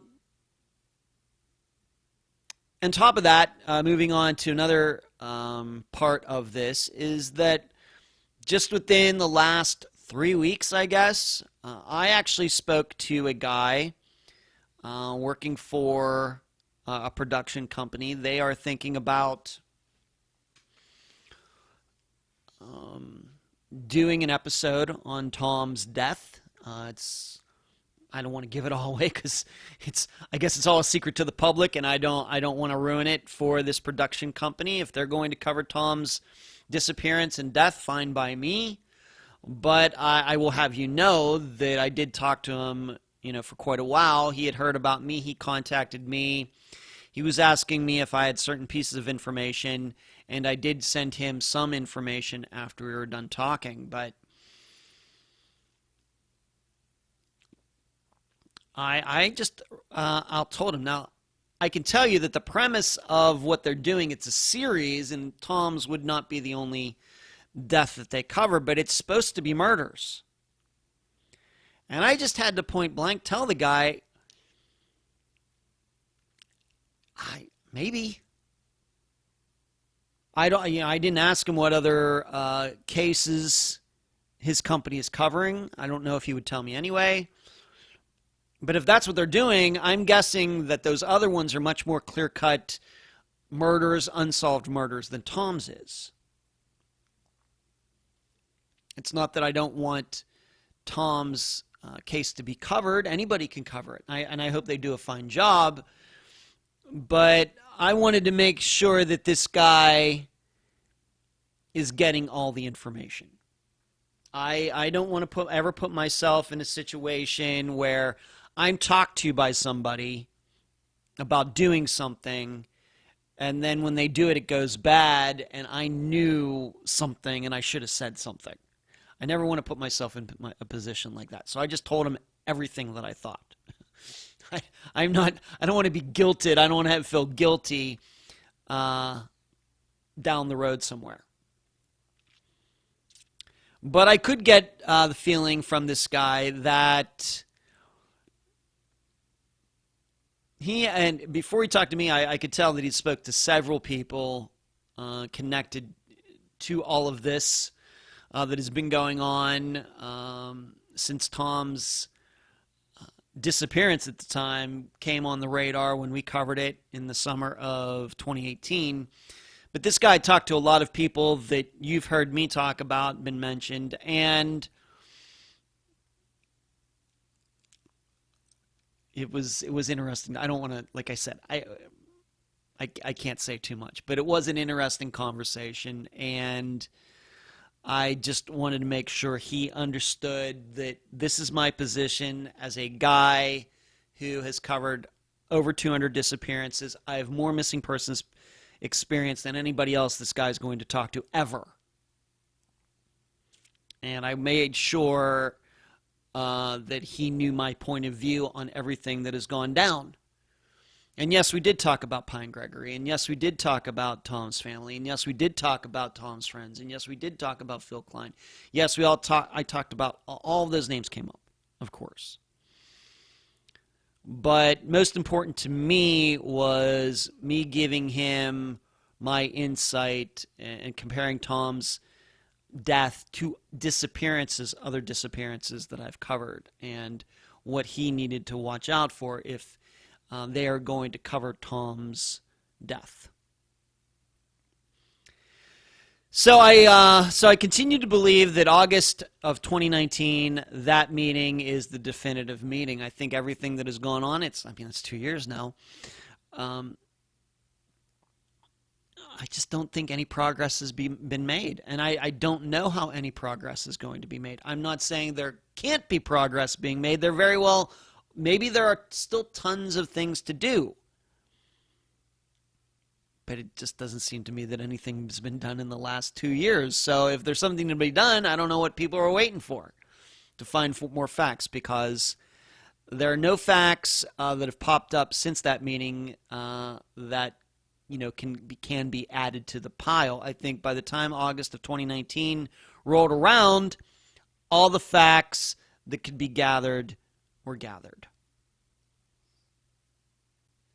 Next update, and this is one of those disappearances. I don't know if I've covered it before in an update episode. Maybe once.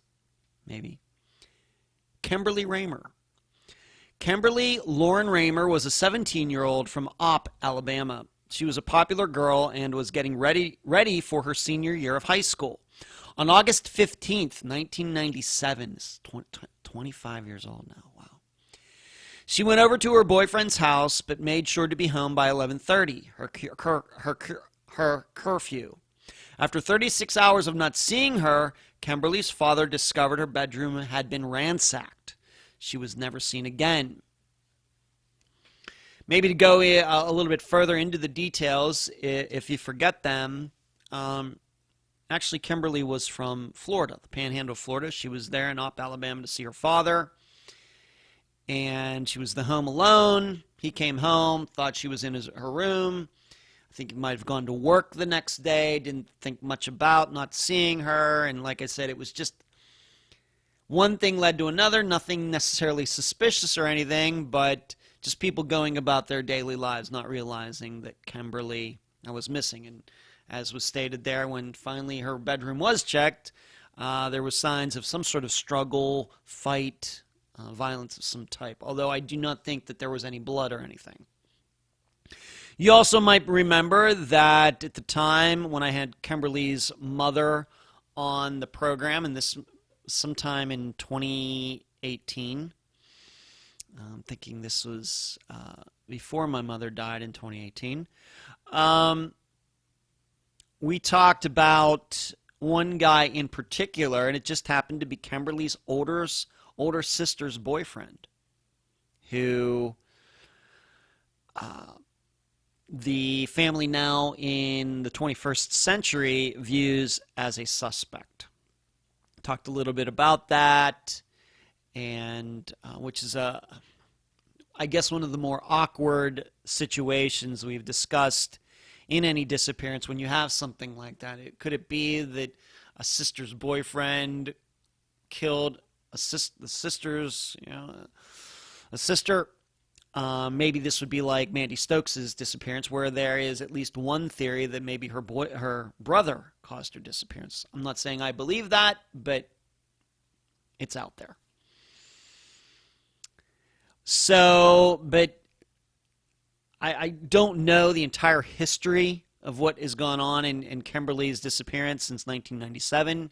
I don't know if any grand juries have ever been convened, but this summer one was convened. Now, being that we just talked about Tom Brown's death, you can see the difference. Now, granted, Kimberly's is 25 years old. Tom's is not yet 5 years old. But at least in Kimberly's, you have a room that has been disturbed. That enough is to believe that something bad happened. You don't have that in Tom's. You don't have it. That, just something simple as that, can make all the difference.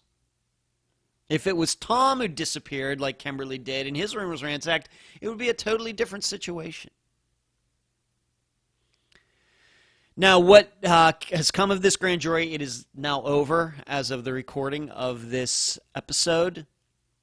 I don't know what's come of it. I don't know if her family knows what has come of it. I don't know if this boyfriend of the sister was mentioned. I don't know. I do know that since the coverage of Kimberly's disappearance in 2018, I've gotten some emails from people. There was this guy, there was these couple guys who lived in the area, and allegedly Kimberly went to this party and something happened. And I can even remember looking up a couple of these guys. I don't know what to make of it.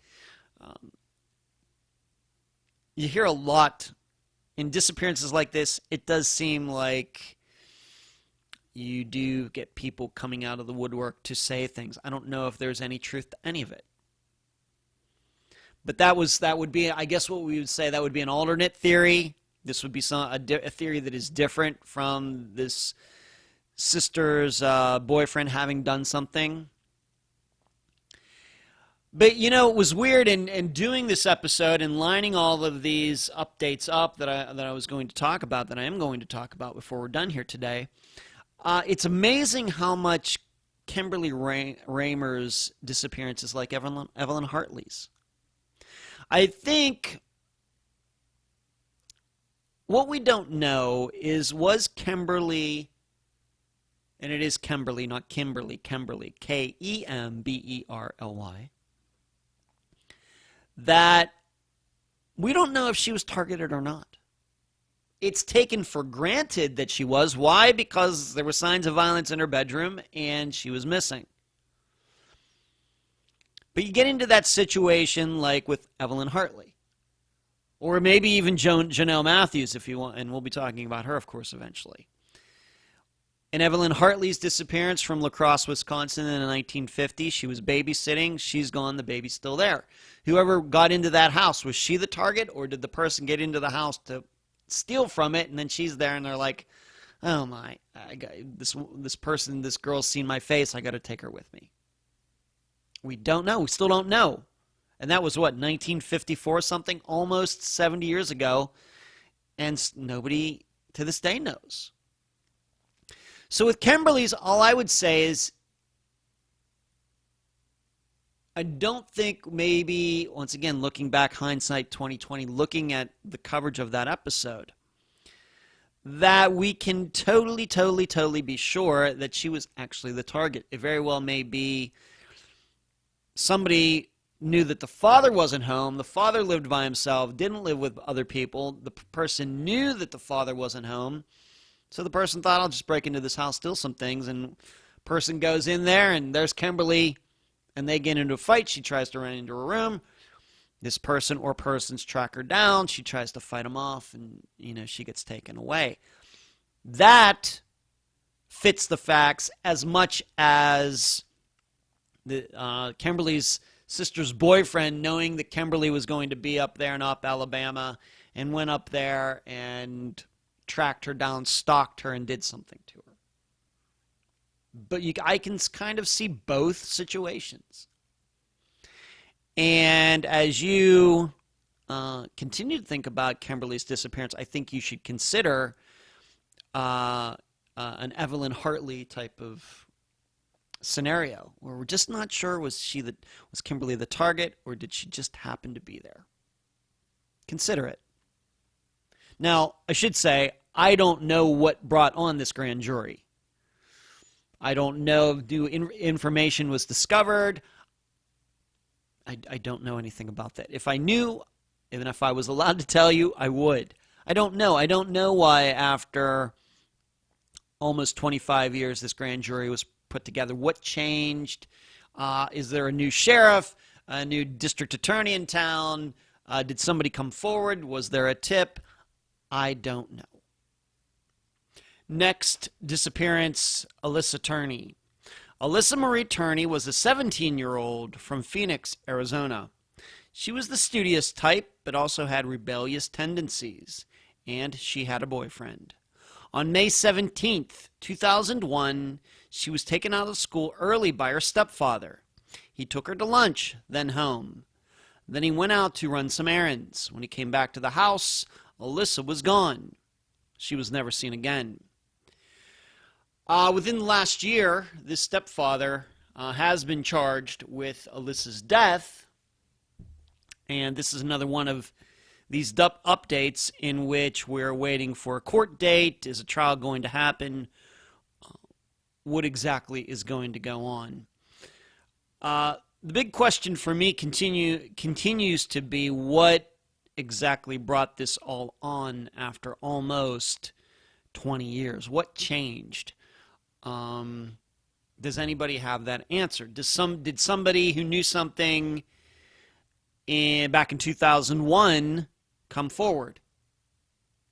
Someone who saw something, someone who talked to the stepfather over the last 20 years, and he said something that could be understood to mean that he did do something to Alyssa. Guy sounded like a bad guy. Sounded very controlling, abusive,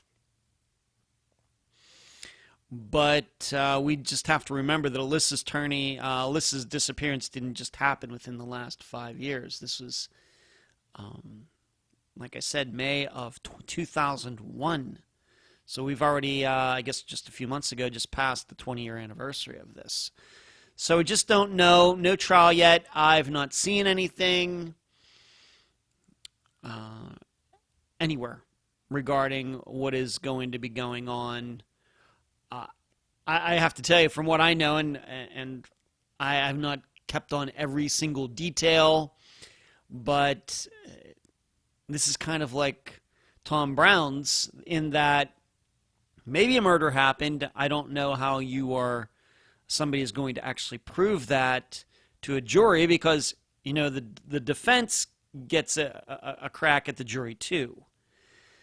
So I just don't know, but this is another one of those that I'm keeping an eye on to see if it's going to get to trial, and what will then happen. Next update, Megan Lancaster.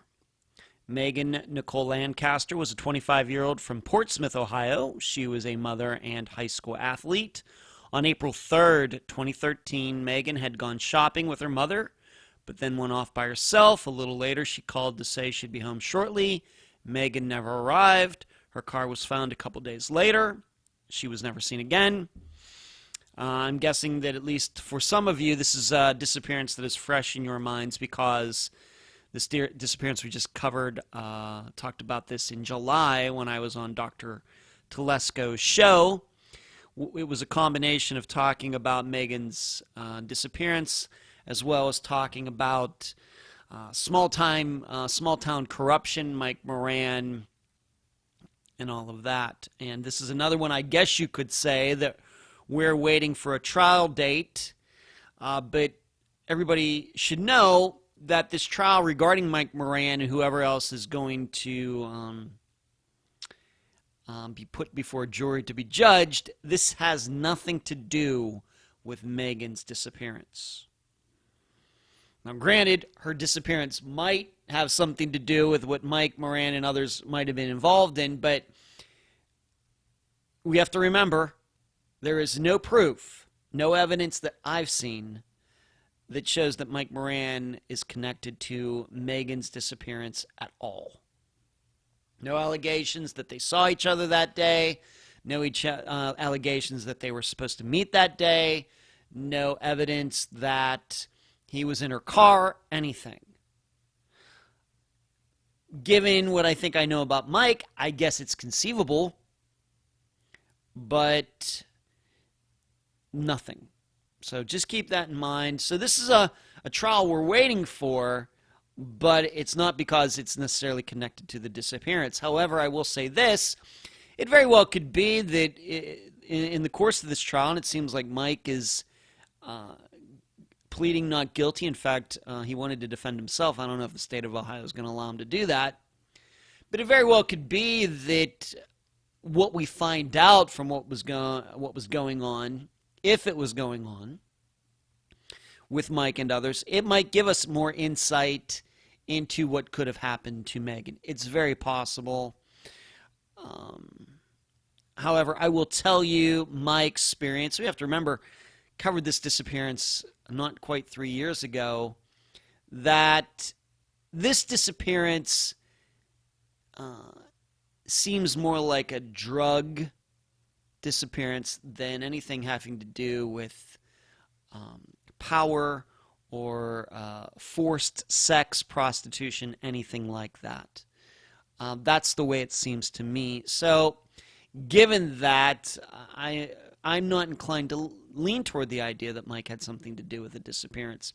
Now, if it could be proven, if there was evidence that Megan was planning to go to some hotel room with some of the people that she had in that book of hers, then I suppose my mind would change, but there's no evidence of that. Whereas there is evidence that she was trying to get some sort of drugs on the day of her disappearance. Next update, Austin Pivo. Austin Forrest Pivo was a 23-year-old from Fort Hall, Idaho. He was a firefighter and competitive Native American dancer. On the morning of February 3rd, 2018, his mother dropped Austin off at his job. However, he soon discovered work was canceled that day. Austin then made a phone call and left. He was never seen again. As we now know, the second part of that intro to the episode was untrue. The part regarding him discovering work was canceled and that he called somebody, all untrue. That was a story that was cooked up after the fact. We now know that, and this is one of those disappearances and murder, I guess murder now being that Austin's remains have been recovered, that finally did go to trial. And why it got to trial sooner than Zoe Campus's or any of the others I've talked about to this point, I don't know. But we had a trial that happened about a month ago. And Justin Beasley was found guilty of second-degree murder. And after that, within the last couple weeks, Blandon Kobe pled guilty. Maybe he saw what went down in the trial and said, maybe I got to take a deal while I can. He has pled guilty and is going to be doing time. But there's still one more trial to go. This person has not taken a plea yet. I guess he wants to do what Justin did. And his name is Alden Brewster, and I think that trial is supposed to happen in September. Why so quickly? Why can they line up at least 2 trials like this? They were probably going to have 3 trials had Blandon, of course, not pled out. And some of these other states, municipalities have not been able to put it together. Once again, I don't know. Maybe because in Austin's it was so clear-cut. Maybe the facts were just undeniable. Maybe all the facts could be put together in an easier way than maybe some of these others. Maybe, I don't know. But I think what it should show us is that these disappearances, they can happen all sorts of different ways. I don't know if anybody could have predicted. I don't know. I should say this. In that trial, Justin Beasley tried to claim self-defense. Of course, that did not go well.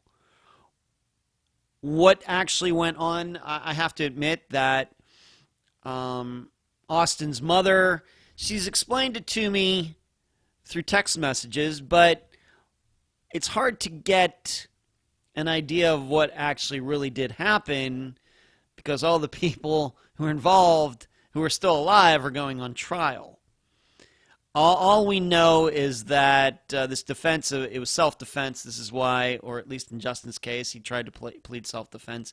It just didn't fly, and Austin was stabbed to death. It very well could be this was over drugs. It very could well just been something. Everybody was just getting along, then things got out of control.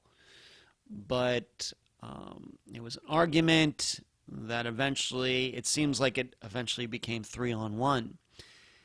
However, I think Susan has told me there were other people there. Now, what were all these people just happened to being there on that morning when this was supposed to be Austin going to work? This is something I, once again, don't know. But there were others there. There was at least one woman there. And I think what Justin tried to say is that Austin, they got into a fight, and Austin was the one who went for the knife, and Justin got it first, and he thought that he needed to stab Austin before Austin stabbed him. And that just didn't work. Second-degree murder, obviously very, very serious.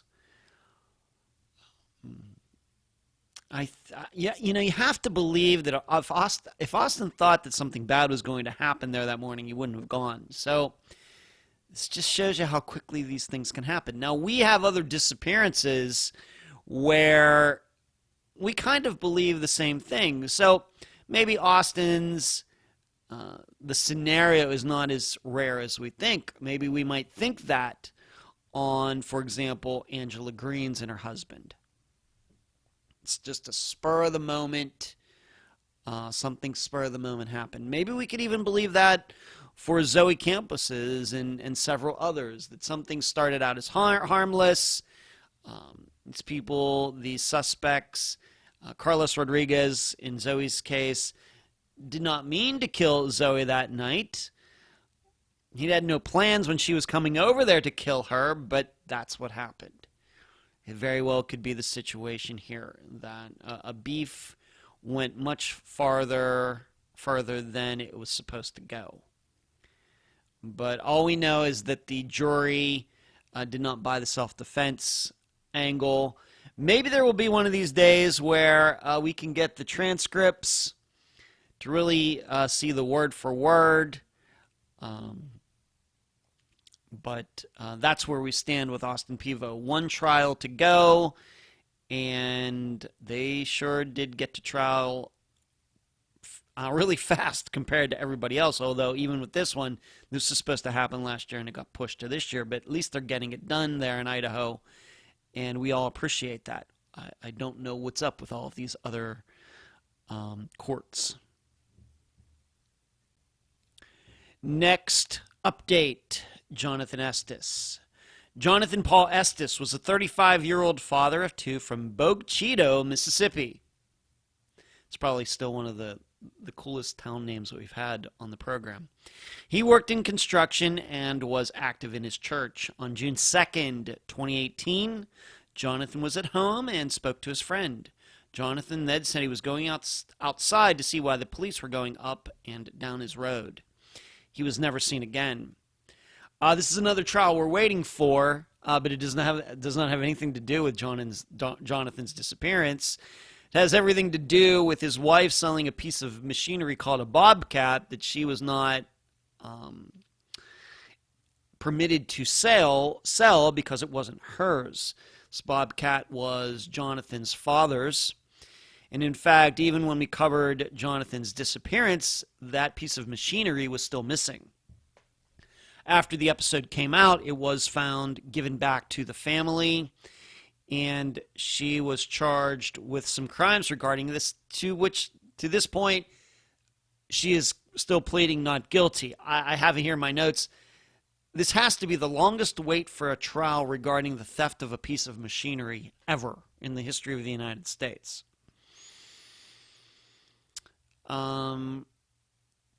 That they haven't been able to work out a deal regarding this tells me something, both about the prosecutor in this and her. The fact is that the machinery was found. It was returned back to its owner.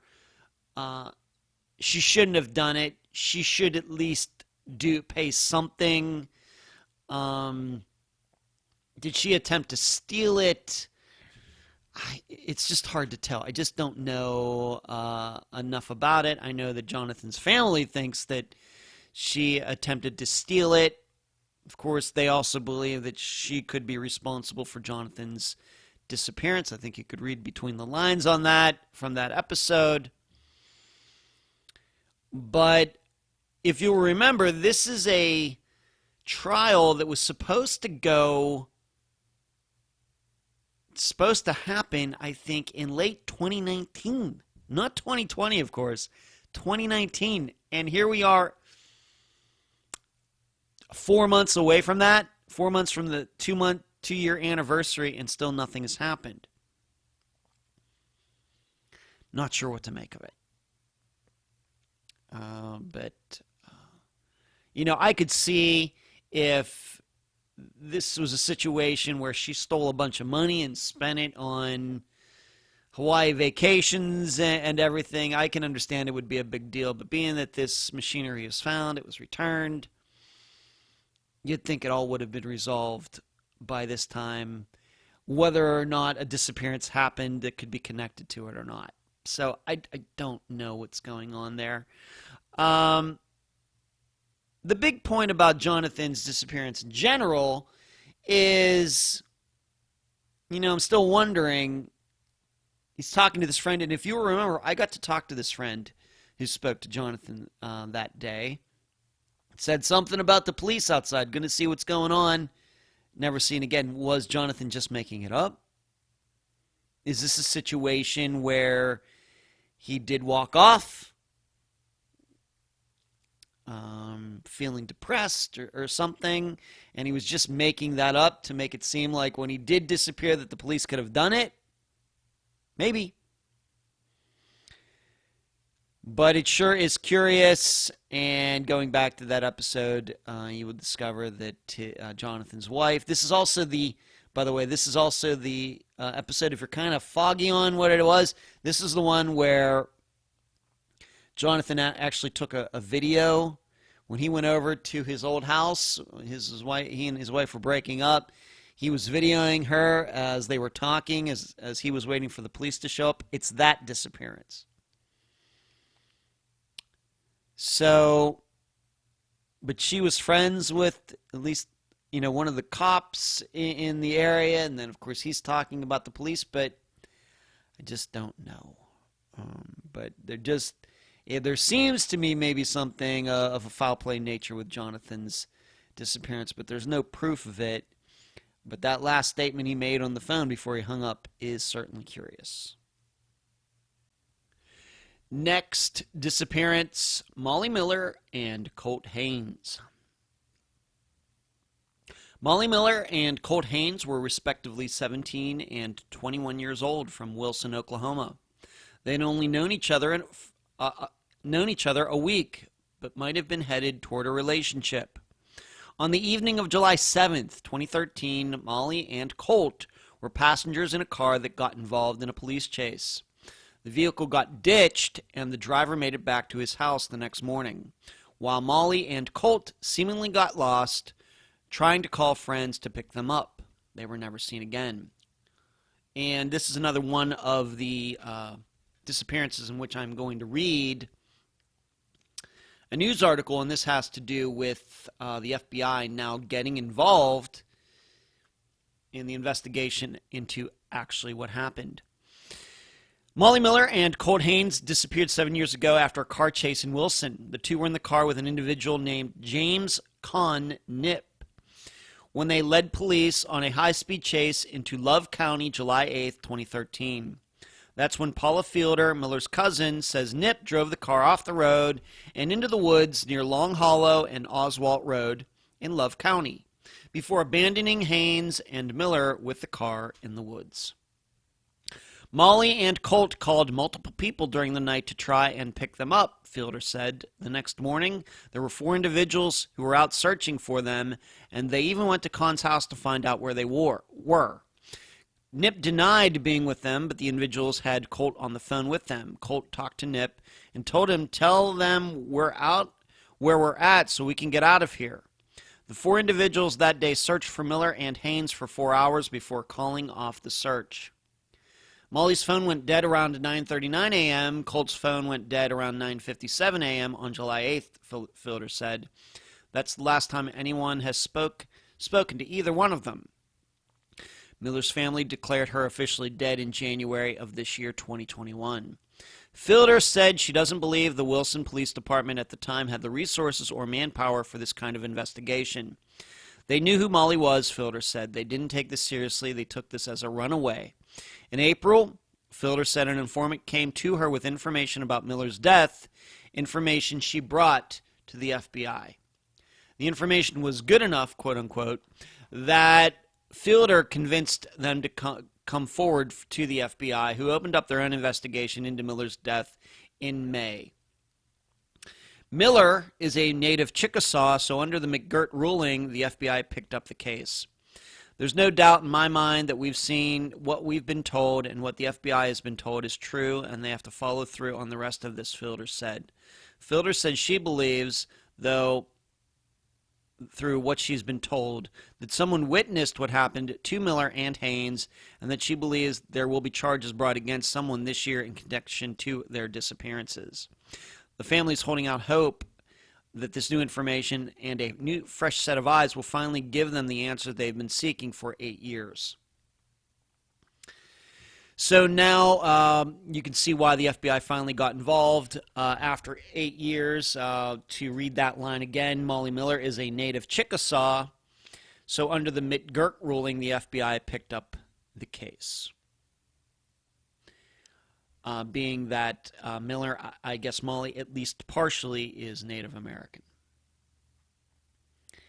Now, why this didn't happen back in 2013, because, of course, Molly being partially Native American, you would have thought that this would have been something that was kicked into gear back then, but it wasn't. Why 8 years? It says in this article, as you just heard, some informant came forward. I have to admit, I'm certainly with the idea that Con Nip, a guy who we did mention during that episode, and of course Paula Fielder was the guest for this episode that we did back in the first couple months of 2019. It certainly makes sense, excuse me, that Con Nip had something to do with this disappearance. What's hard to understand still is that we know where the car was found. We know where it was. We know it was wrecked. And I guess my thought continues to be, I can't believe that Molly and Colt couldn't find their way out of there. I realize it's dark, but by the time they are calling at 9:39 a.m., as you heard, that's when their the phones die. Well, certainly would have been sunlight by that time.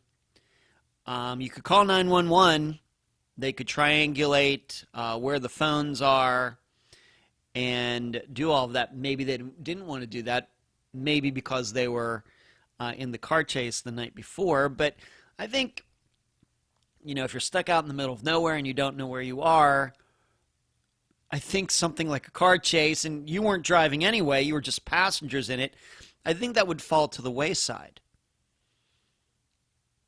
So it's still hard to understand. And I guess what we're also led to believe is that these guys went to Con Nip's house. I guess Con wouldn't tell them where Molly and Colt were, where the car was or anything, so these four left.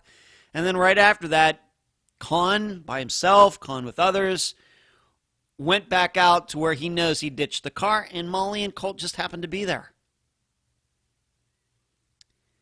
I mean, they didn't walk away. They didn't try walking in this direction. They didn't try walking in that direction. How were they able to track these two down once again since their phones died? How was Con and others able to track down Colt and Molly if Colt and Molly's phones were dead? It's hard to understand. So, I got to tell you, this has been my feeling at the time when Paula was on the program. This is my feeling now. There's something about all of this that still doesn't make a lot of sense. Of course, there was a story that Colt maybe hurt his ankle. He tripped somewhere. I guess that's certainly possible. If you're out in the dark, anything, I guess, can happen. But it's not like, now that we know where the car was and in that general area, it wasn't like they were out in the middle of a national forest. The fact is, there were houses around there. And if it were me, as soon as light would come up, I would just pick to walk in some certain direction. Or I might, here's an idea. How about not just follow the tire tracks from the car back to the road? Because I'm sure there were tire tracks, being that he was going through this field and everything else. Why not just follow the tire tracks back to the road? These are things that I think somebody would think of. That Molly and Colt didn't, and there's two of them, still leaves a lot of question marks in my mind. But the FBI is now involved. But as I mentioned a couple months ago on an Unfound Now, just because the FBI gets involved really doesn't mean much. They don't have a magic bullet, just like everybody else doesn't have a magic bullet. Next update, Kamisha Hollis. Kamisha Nicole Hollis was a 34-year-old mother of three from Omaha, Nebraska. She loved going to the gym and worked 2 jobs. On April 2nd, 2018, Kamisha didn't call her mother like she usually did, and she didn't show up for work. A few days later, Kamisha's car was found at a motel a few miles from her home. She was never seen again. We now know that her man at the time, the father of her children, has been charged with her disappearance, with her death, even though her remains, to my knowledge, have still not been found. This is another update where we're still waiting for a trial. Why it's taking longer in Nebraska than it did for Austin Pivo in Idaho, I don't know. Maybe the reason could be that they had Austin's remains, they don't have Kamisha's, and that could be the reason in some of these others, like Alyssa Turney, for example. So I just don't know, but there is no update on a trial that anybody has told me as to when this is going to be happening. But it's, I guess, going to happen sometime. If you'll remember, this was a disappearance that when we covered it, I was like, man, I hope they have more evidence than this to prove that this guy did something to Kamisha. And then right after that, there was like a press conference where the district attorney did come out with more evidence with the video of the guy, putting her car there and all of that. So it seems that if this does go to trial, that even without remains, without a body, this could be a slam dunk, but it sure would be nice to find Kamisha's remains as well. The next update, Tyler North. Tyler North was a 27-year-old from Harlan County, Kentucky. He was the father of two and loved hunting and fishing. On the evening of Sunday, June 24th, 2018, Tyler left his sister's. He was allegedly headed home. However, Tyler turned into a local park instead. He was never seen again. We now know that he was set up by his ex-wife. She had been texting with him. She convinced him to meet her at that park. And when he arrived, she was there. And she was there with her boyfriend, who was a former deputy in that county. And allegedly, they murdered Tyler. His truck was then found later. It had been torched. But they have been charged with Tyler's murder. There's supposed to be a trial coming up, like many of the others. This is a theme that we've had for I guess the last couple update episodes, that a lot of trials are supposed to be happening. Unfortunately, only one has occurred, and that's concerning Austin Pivo's murder. But this is another one that's supposed to be happening. The other point, though, is that DNA is testing is being done on some remains that were found in that area, I guess, this year. How quickly will that be done, be completed? I don't know. This is a question I got, was it last week or the week before on the live show? What is this thing with DNA? Why is it so long? Are there certain cases that get preferential treatment? And to that question, I can only say it seems so, yes. There does seem to be certain cases that get preferential treatment.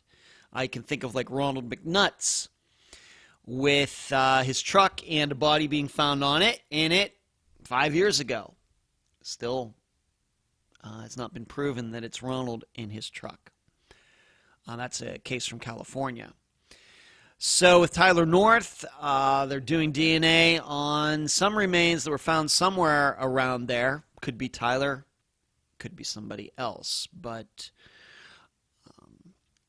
how many people have gone missing in Harlan County, Kentucky? I don't know. How many? Is it possible that somebody who disappeared somebody else or murdered somewhere else was dumped there? I suppose so. We just don't know. But this is a disappearance, though, that I think most people had it right from the beginning. I think it's a telltale sign that he was texting with his ex, and then he goes missing, and there's something there. And now, will they have enough? If, let's say, that the DNA shows that these remains are not Tyler, then what does it mean for a trial? No, I think it then becomes more difficult to prove that they did it. It'd be circumstantial. I'm thinking that a jury will still see that they are responsible, but it sure would be better if those were Tyler's remains. So we're waiting on a trial date for the ex-wife and her boyfriend. None, though, at this time at the recording of this episode. Next update, Janelle Matthews. Janelle Matthews, and we have to remember this was a special edition of Unfound, but special editions get included in these update episodes now, and in fact, some Unfound Nows will be included at the end of this update segment. Janelle Matthews was a 12-year-old from Greeley, Colorado. She was in the chorus and had an older sister. On December 20th, 1984, Janelle was dropped off at her house after a concert.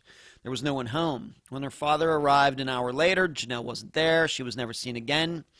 Her remains were found in July 2019, 35 years after her disappearance.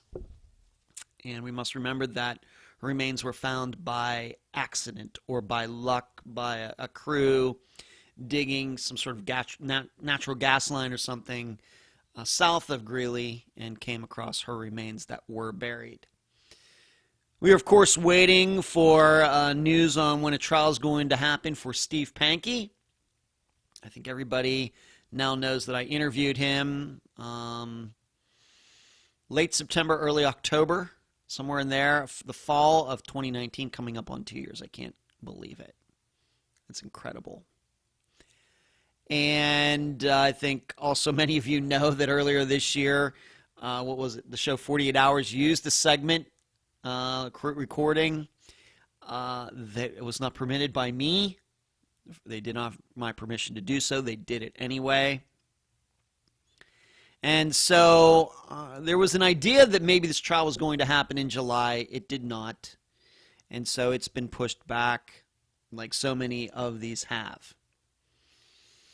So I cannot give you an update as to when this is going to happen. Probably, everybody has, of these disappearances and deaths and murders, everybody has the one that I think that they are most looking forward to see what comes out in the trial. Maybe for some of you it was Austin Pivo, and maybe some of you it's Andrea Bowman. Others it's maybe this one right here, Janelle Matthews. I don't like to pick favorites. I try to avoid that. But I have to admit that for me, having interviewed Steve Pankey myself, it's going to be interesting to see what does happen in this trial. I have been told that he spouted a lot of lies in that interview that I did with him. I tried to ask him the hardest questions that I could. It does not seem to me that he contradicted himself, but it very well may be that what he told me is not what he told other people when they asked him the same questions, maybe even going back to 1984, 1985 when police first spoke to him. And that is entirely possible. And if my interview with him serves the purpose of the police saying to him, well, you told us this at that time, but then you told this program something totally different, and I was able to get him on the record with a different story as to what he told the police, then I guess I did my job. I just don't know that because I don't know what, none of us were there when he talked to the police. We know what he's told us that he's told the police, but that doesn't make that true. We just have his word on that. The biggest issue, and I've talked to my assistants about this, and I'll have you know that pretty much since the beginning that, of course, my assistants were the ones who back then convinced me that I needed to interview Steve. That was not an absolute, I have to do this, because as you know, I do not interview suspects. The reason I don't do that is because they have no reason to tell me the truth, and I don't like talking to people who I can't trust. The difference here was that this guy, Steve, contacted me. I did not contact him, and so I could set the ground rules for it. Whereas it would be hard for me to set the ground rules when I'm contacting somebody and asking a suspect to come on the program. Then, I'm at their beck and call, whereas Steve wanted to be on Unfound. And in the end, I was more than happy to oblige him. But the big issue for me, and where I was going talking to my assistants, is the issue is still, how do we put Steve on that street where Janelle lived on that night at that particular time? He just happened to be there when her parents weren't home. How did he know that she was going to home? How did she know? He knows she was going to be home alone. How did he know? How did he know? How did he know? How did he know? All that.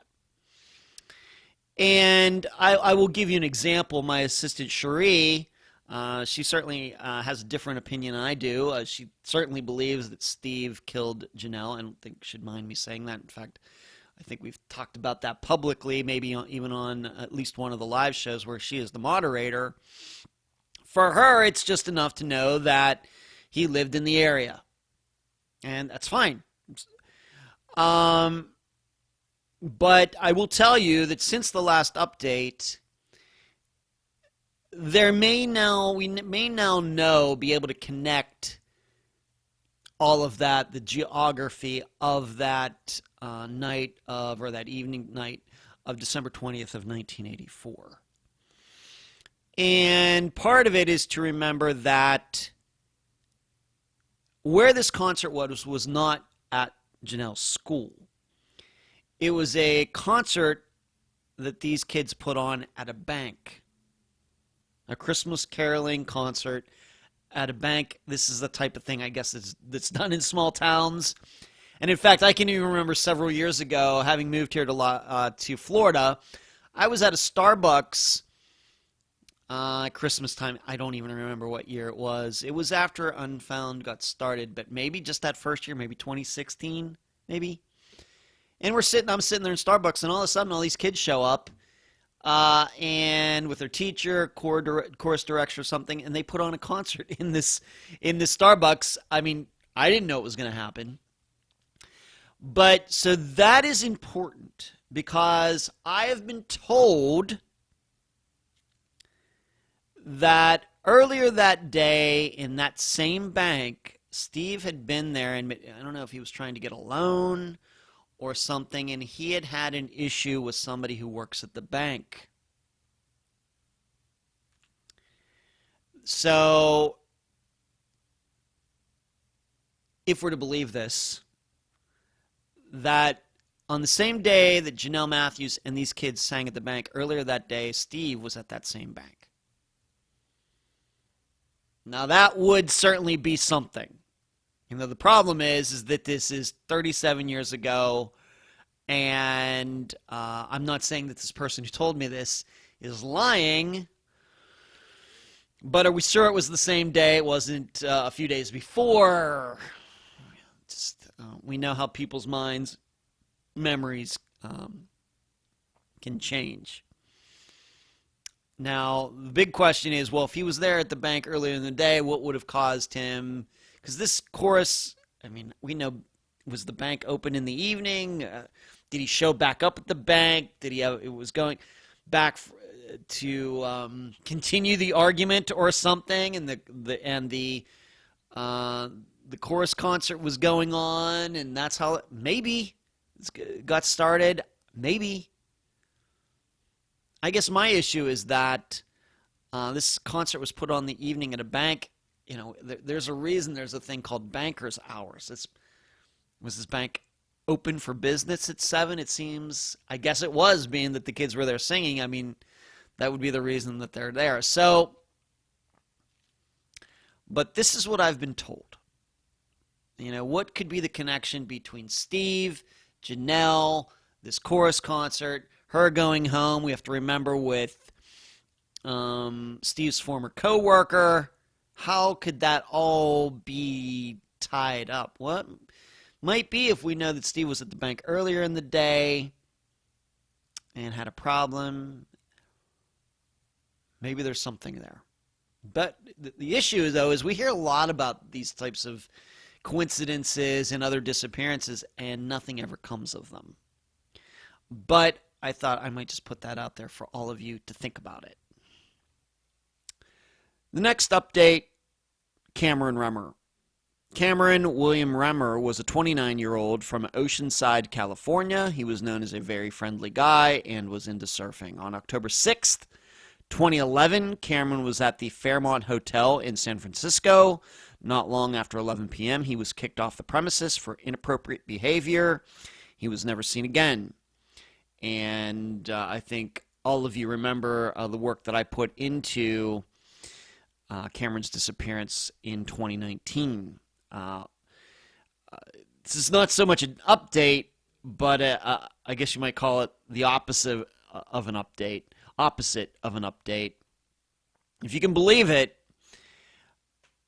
it's been a year and 4 or 5 months since that alleged sighting of Cameron. Maybe some of you, I'm not going to guess all of you, but some of you may remember that in April of 2020, not 2021, but 2020, there was a picture taken of a young man, I guess younger than myself, in San Francisco, and there were people believed that it was Cameron.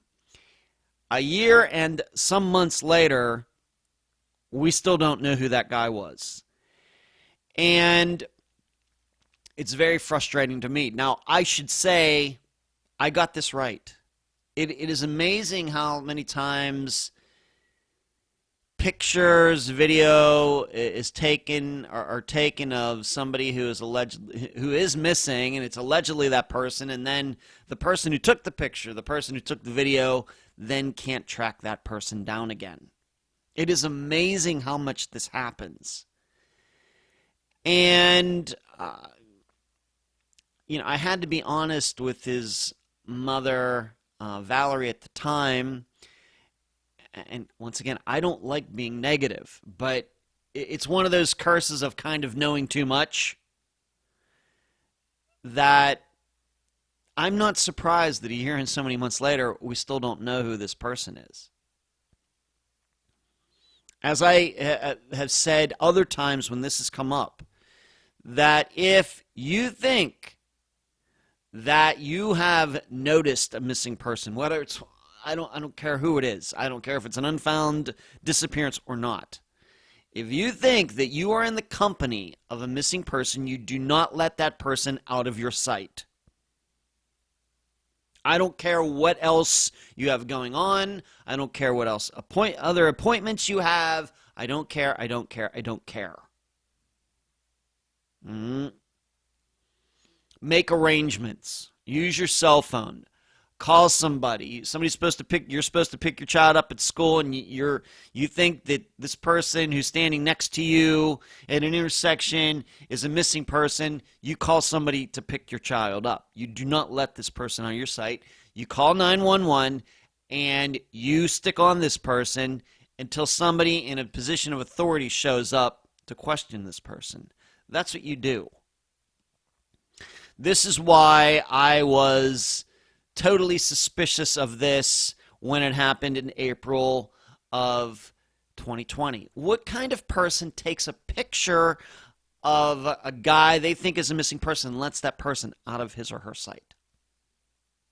Now, you should know at the time, maybe a month. I know I still have the email. I could go back and check the actual date, but within a month or two after this happened, and I had gone on the record back then in April of 2020 being critical, some person affiliated with this group that helps homeless people wrote me some email how I got all of these things wrong and everything else. Well, the main part, and that's debatable. Here's what I did get right. That person still, that young man, whoever he is, still hasn't been proven to be Cameron Raymer. And obviously, he's never been seen again. And that is what frustrates me. So they can talk all about, well, you don't know the homeless population, you don't know this, you don't know that. Well, you know what I do know how to do? I know how to keep somebody in my sight if the person I think is missing and is out there, whether living a new life or having some sort of mental issue or whatever else. I know how to not let people out of my sight. So, a year and so many months later, we're still wondering who this guy is. I mean, from the beginning, I've never thought it was Cameron anyway. The biggest mistake I see when the topic is identifying missing people is that we have to remember Cameron's disappearance is now almost 10 years old. So we shouldn't be looking for Cameron, a person who looks like Cameron like he did in 2011. We should be looking for a person who would look like Cameron in 2020 or 2021. My opinion was that guy looked a little bit too much like Cameron did in 2011. Well, surely in the last 10 years, Cameron would have aged like we all have aged in the last 10 years. That was my issue.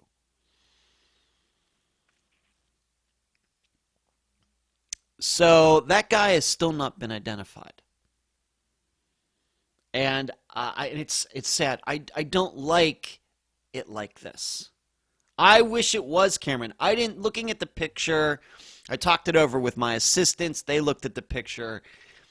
Just, although we could see the resemblance to a Cameron Raymer who looked like how Cameron Raymer looked in 2011, still didn't think it was him.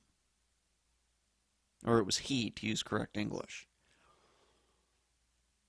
But really did not, even at that, I'm not sure it looks so much like him anyway. So, it's frustrating. And then I get criticized for it, but here we are, a year and so many months later, we still don't know who he is.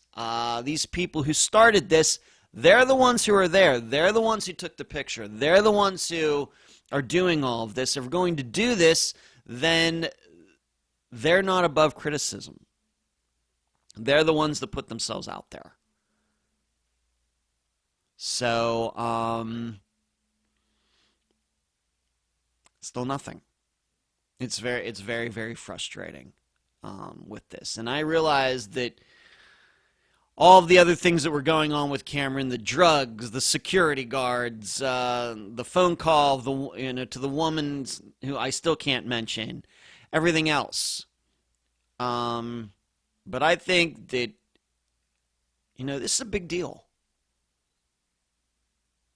I think all of us recognize that if we could track down a missing person, especially if the person is somebody who's in distress, having mental issues, and has been struggling with them for years, and has been missing for almost 10 years, that how big of a deal that can be for a family, and giving them a resolution to this, and letting them know, you know what, your son is alive, and here he is, and we've been able to track him down, and we know where he is all the time, and we've kept eyes on him, and all of these things. And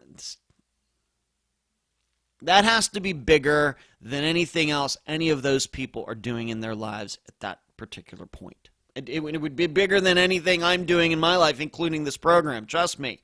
If I was due to be recording the next coming Friday's episode, but somewhere out in the streets of Pinellas County in Florida, I ran across a person who I think is missing, whether it's actually a case I've covered or I saw a poster or something, I would say, you know what, I think I can put off recording the episode. I think I can. This is my frustration when I have going back to like Renee LaManna's disappearance. People who were claimed to have seen her, but somehow they just let this woman get out of their sight. Somehow that just happened. It's like getting the winning Powerball tickets, over $300 million now, and then suddenly saying, well, you know what? I just misplaced it. That's what it feels like. But here we are, and a year and some months later, still not sure if that's Cameron Raymer or not. I will say it once again. I hope it is. But it's also interesting me, on the other hand, that it seems that since that particular day, that guy has not been seen anywhere. So, was this even real in the first place? And coincidentally, this is the next update I'm going to give you. Jackson Miller. Jackson Alexander Miller was a 19-year-old from Cupertino, California. On May 15th, 2010, Jackson took the family car, pretending to go to an AA meeting. The vehicle was found in the parking lot of the Golden Gate Park in San Francisco. However, later videos showed Jackson walking away from the bridge, not toward it. He was never seen again. If you will remember, earlier this year, so we just talked about Cameron Raymer and that sighting, we now have this alleged sighting of Jackson Miller. I think I talked about this in the prior update, but still nothing has come of that. This guy was at a Target or something in California, and he walked out, and some woman saw him, and he said something, I'm Jackson Miller, I'm missing, can you take me somewhere? Something along those lines, and this one woman let people know about it. Guess what? That guy's never been tracked down. That's still a big question mark. What's it been, 6 months since that happened? And this is what I mean, that we underestimate what people will do to thrust themselves into the middle of situations. Even I can say maybe even I underestimate that.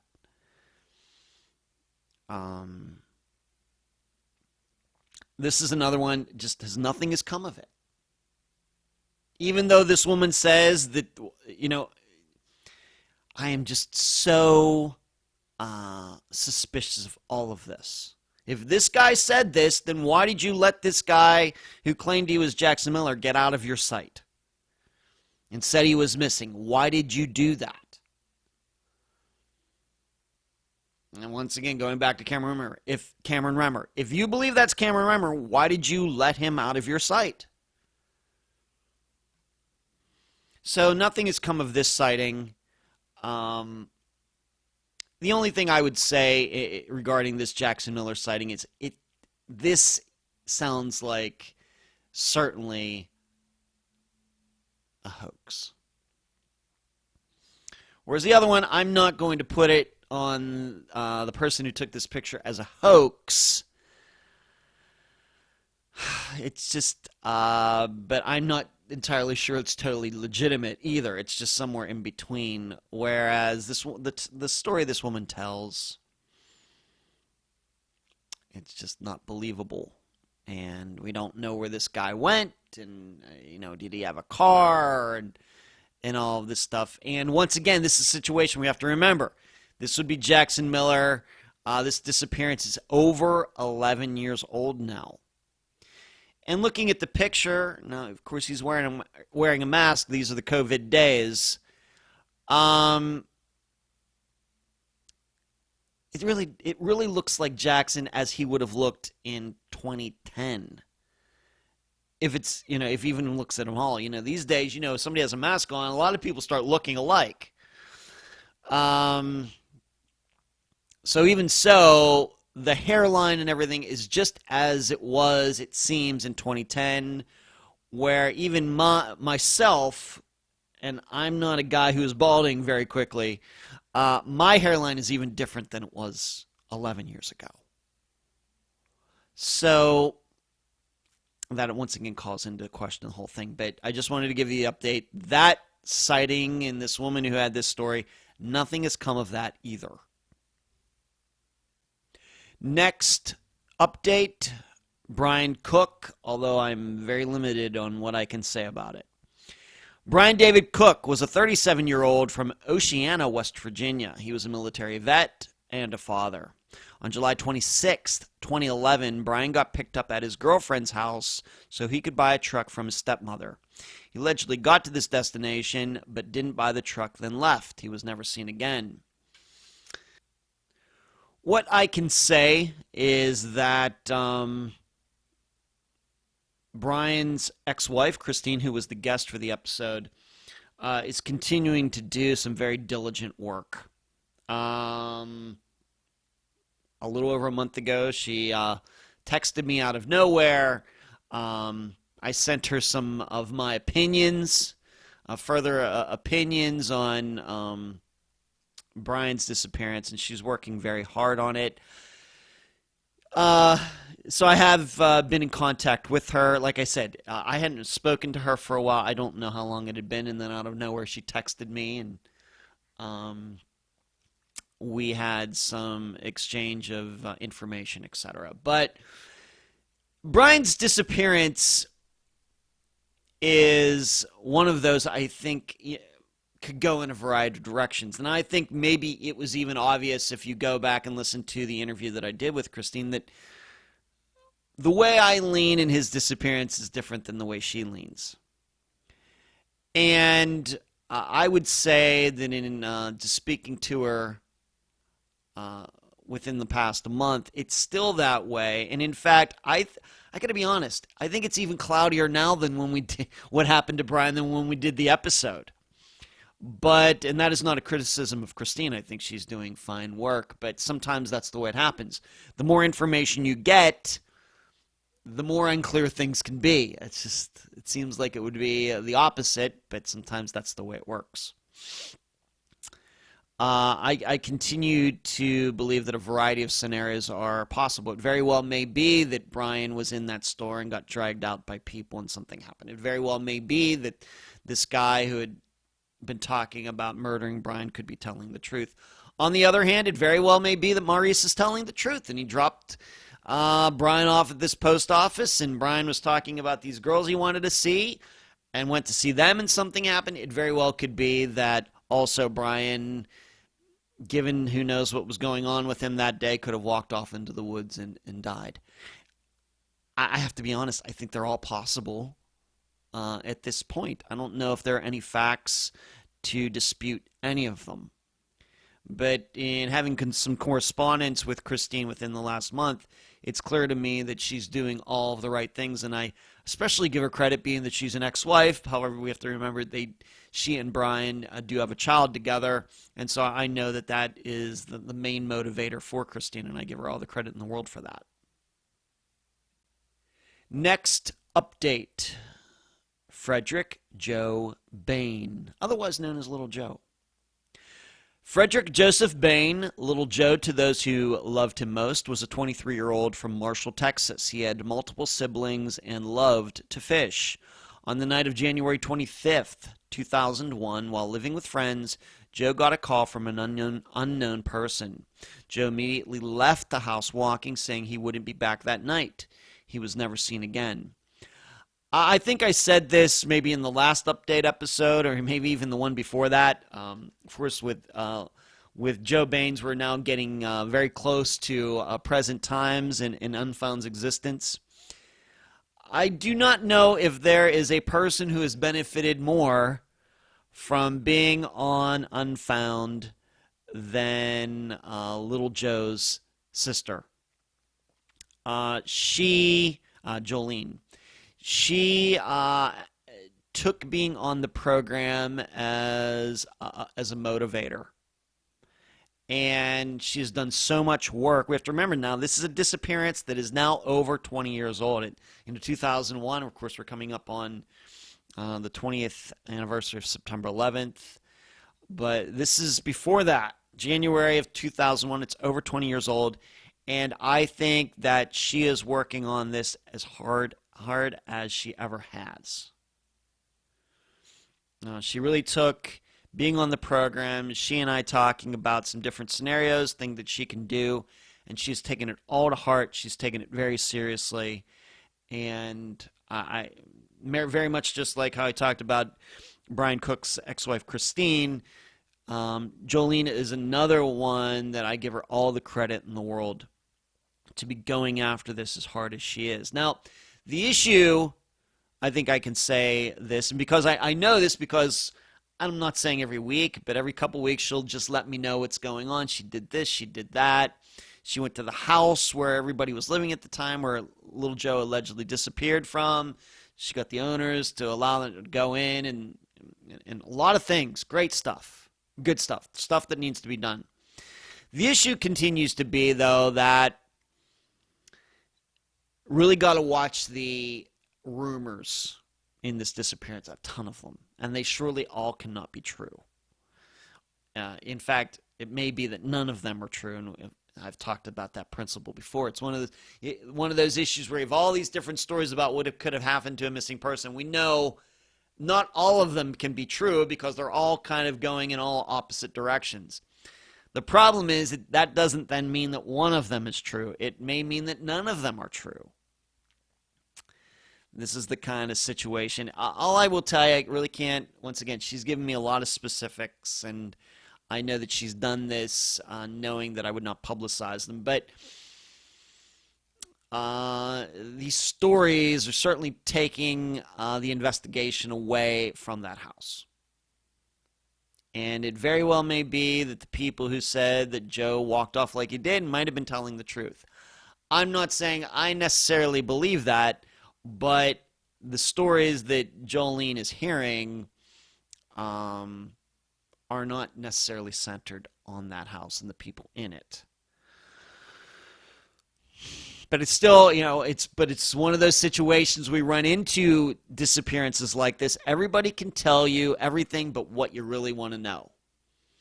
The main issue is still that, the way it seems to me, is that if those people in that house where little Joe were telling the truth, and that he did get a phone call, and then he did leave and said he wouldn't be back, and it just, as I just read the intro, if it went down that way, we still don't know who called him, and we still don't know where he's going, despite all of this information and all these people that Jolene's talking to.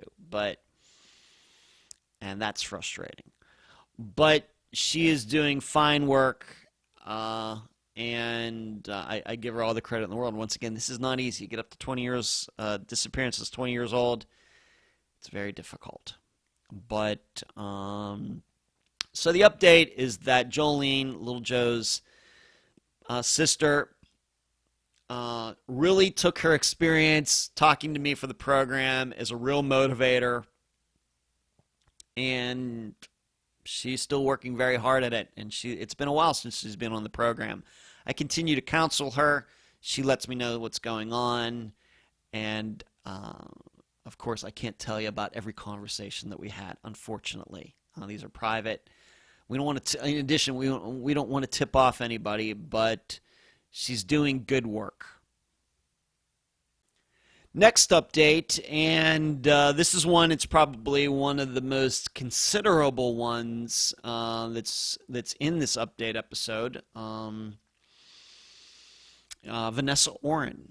Vanessa Sue Orrin was a 56-year-old from LaBarge, Wyoming. She was a mother and had lived in several states. Sometime during March 2016, people who usually saw her around LaBarge stopped encountering her. Her boyfriend told people Vanessa got into a truck with some men and left. She was never seen again. To maybe remind you even more so, you remember that some of her possessions were found in a pond. Does that ring a bell? And that some other guy who is, I guess, not considered a suspect found them and then gave them, was it to Vanessa's niece or something like that? Maybe that's all ringing a bell to you. And if it's not, maybe you should go back and listen to that episode.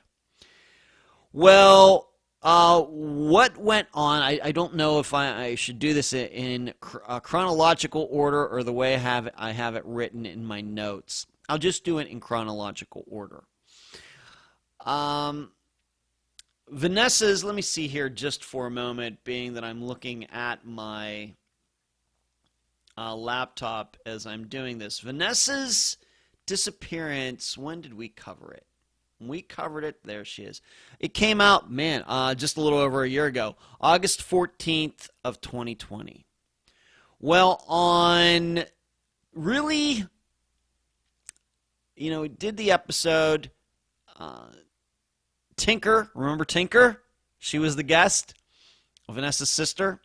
She was the guest, and she had been telling me after the episode happened that there were some things that were going on, and Tinker, in my opinion, also has done very good work trying to find out what happened to her sister.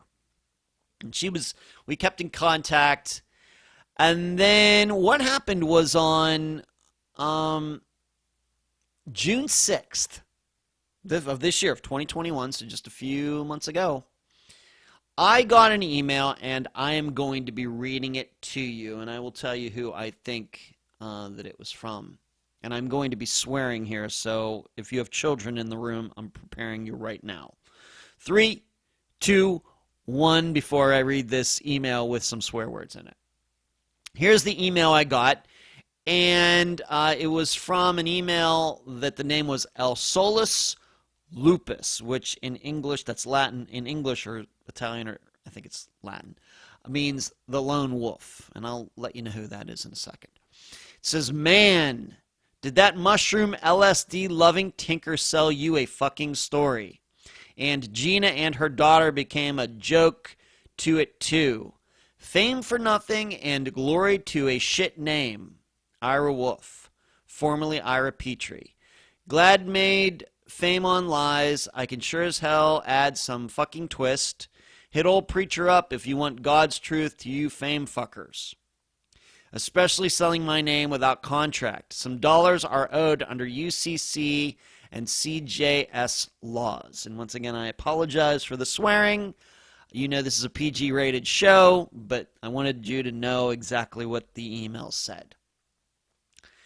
I sent this email to Tinker, and what happened right around the same time, and my assistant Cherie, I will back the story up, and to all of you who listen to the live show every Wednesday night, at the same time, somebody with that same kind of name, El Solus Lupus, something like that, got into the live show as a troll and was trying to write some things, and of course, Shri blocked this person right around the same time that this email happened. And I'm convinced that this was sent by Ira Petrie, who is the son of Pete Petrie, who was the boyfriend of Vanessa Oren. Of course, Pete Petrie, he played a prominent role in the discussion that I had with Tinker for that episode last year. Well, once again, this happened right around that June. Well, the email certainly happened on June 6th, and I can't remember if it was the live show before that email or after that email where I believe it is Ira tried to infuse himself into the live show and got blocked. Well, less than 2 weeks later, a warrant was served on the property of Pete Petrie in Wyoming concerning the disappearance of Vanessa Oren. Pete was there. He was asked to leave the property while they were there searching it. And when they were done, they couldn't find Pete Petrie. Well, when they did find him, it turns out that he committed suicide. I think he shot himself. That happened on June 19th. So once again, this email that I got was June 16th. Less than 2 weeks later, barely less than 2 weeks later, on June 19th, this warrant was served, and around that day is when Pete Petrie shot himself. I've not heard from Ira since June 6th. To my knowledge, I don't remember if he's tried to troll himself into a live show since then. Certainly not on any of the recent ones. But something occurred. Now, is it a coincidence that I get this email on June 6th and less than 2 weeks later the warrant is being served on Pete's land? I don't know. I really don't know. But this is a considerable development. I don't know what they found. I'm not even sure if Tinker knows if they found anything of any note. If you will remember, of course, like I read there in the intro, what Pete said is that, yeah, Vanessa got in the truck with some people and rode off. And we know what we think of stories like that. Obviously, the powers that be, law enforcement in that area, believe that Pete had something to do with Vanessa's disappearance. That's why the warrant was served. And I guess you could infer guilt by Pete killing himself, committing suicide while they were doing so. Now, the question, though, is you think if somebody does that, that means the person believes there is going to be evidence found on that property, wherever they're looking, to implicate him. Well, I've not heard anything about that. Maybe they have, and it's just not been released to the public. But I have to believe if they found any remains of Vanessa, that they would have surely told her family by this time, over 2 months later. But it is a significant development. I don't know what to make of this email regarding all of this. I know that in that episode we did nothing. We did not defame anybody. We did not wrong anybody. We did not do any lying, anything else. But I think that Pete Petrie, his son Ira Petrie, are just weird people, whether brought on by drugs or just their own minds. And so that's what's gone on since the last update. Got that email, and then Pete Petrie's property searched, and then he kills himself. And so he has been considered, I think, to be the main suspect in her disappearance, and now he's not with us anymore. But I don't know what his son is doing in the meantime besides sending me this email. Is Tinker, she lives out in that area. Is she running into him or talking to him? Is he sending her emails too, harassing emails? She's not said anything to me about any of that. But that is the update for the disappearance of Vanessa Oren. Next update, Unique Harris. And this is going to be another update that has a very familiar theme. Unique Raquel Leona Harris was a 24-year-old from Washington, D.C. She was the mother of two and was getting ready to go to massage therapy school. On the night of October 9th, 2010, Unique put her children and cousin to bed. When the kids woke up the next morning, Unique was gone. She was never seen again. Her mother, Valencia, was the guest, going back to later last year of 2020. And it was after her mother was on the program that a man was, I did not write his name here in my notes, but a man was charged with her disappearance. However, to my knowledge, her remains have still not been found. I don't know how they were able to connect this guy to Unique. He did not live near her. I just don't know. But being that there is a guy in custody, we have to believe that I guess there's going to be a trial at some time. We don't know what's going to go on, but that is the update. We're looking for, this is another one of those disappearances where we're looking for a trial date. We're looking for any statement from investigators. We're looking for any statement from a district attorney in Washington, D.C., and we just had none of that. No dates, no signs of progress. We just don't know exactly what's going on. All I can say for sure is that there's no trial date, and Unique's remains have still not been found. Looking back at this disappearance, as I think I've brought up in other updates, including Unique, especially when this guy was named, it was probably, if you go back to the update, that would be number 7 from December of 2020. It does seem that Valencia held some information back when I interviewed her.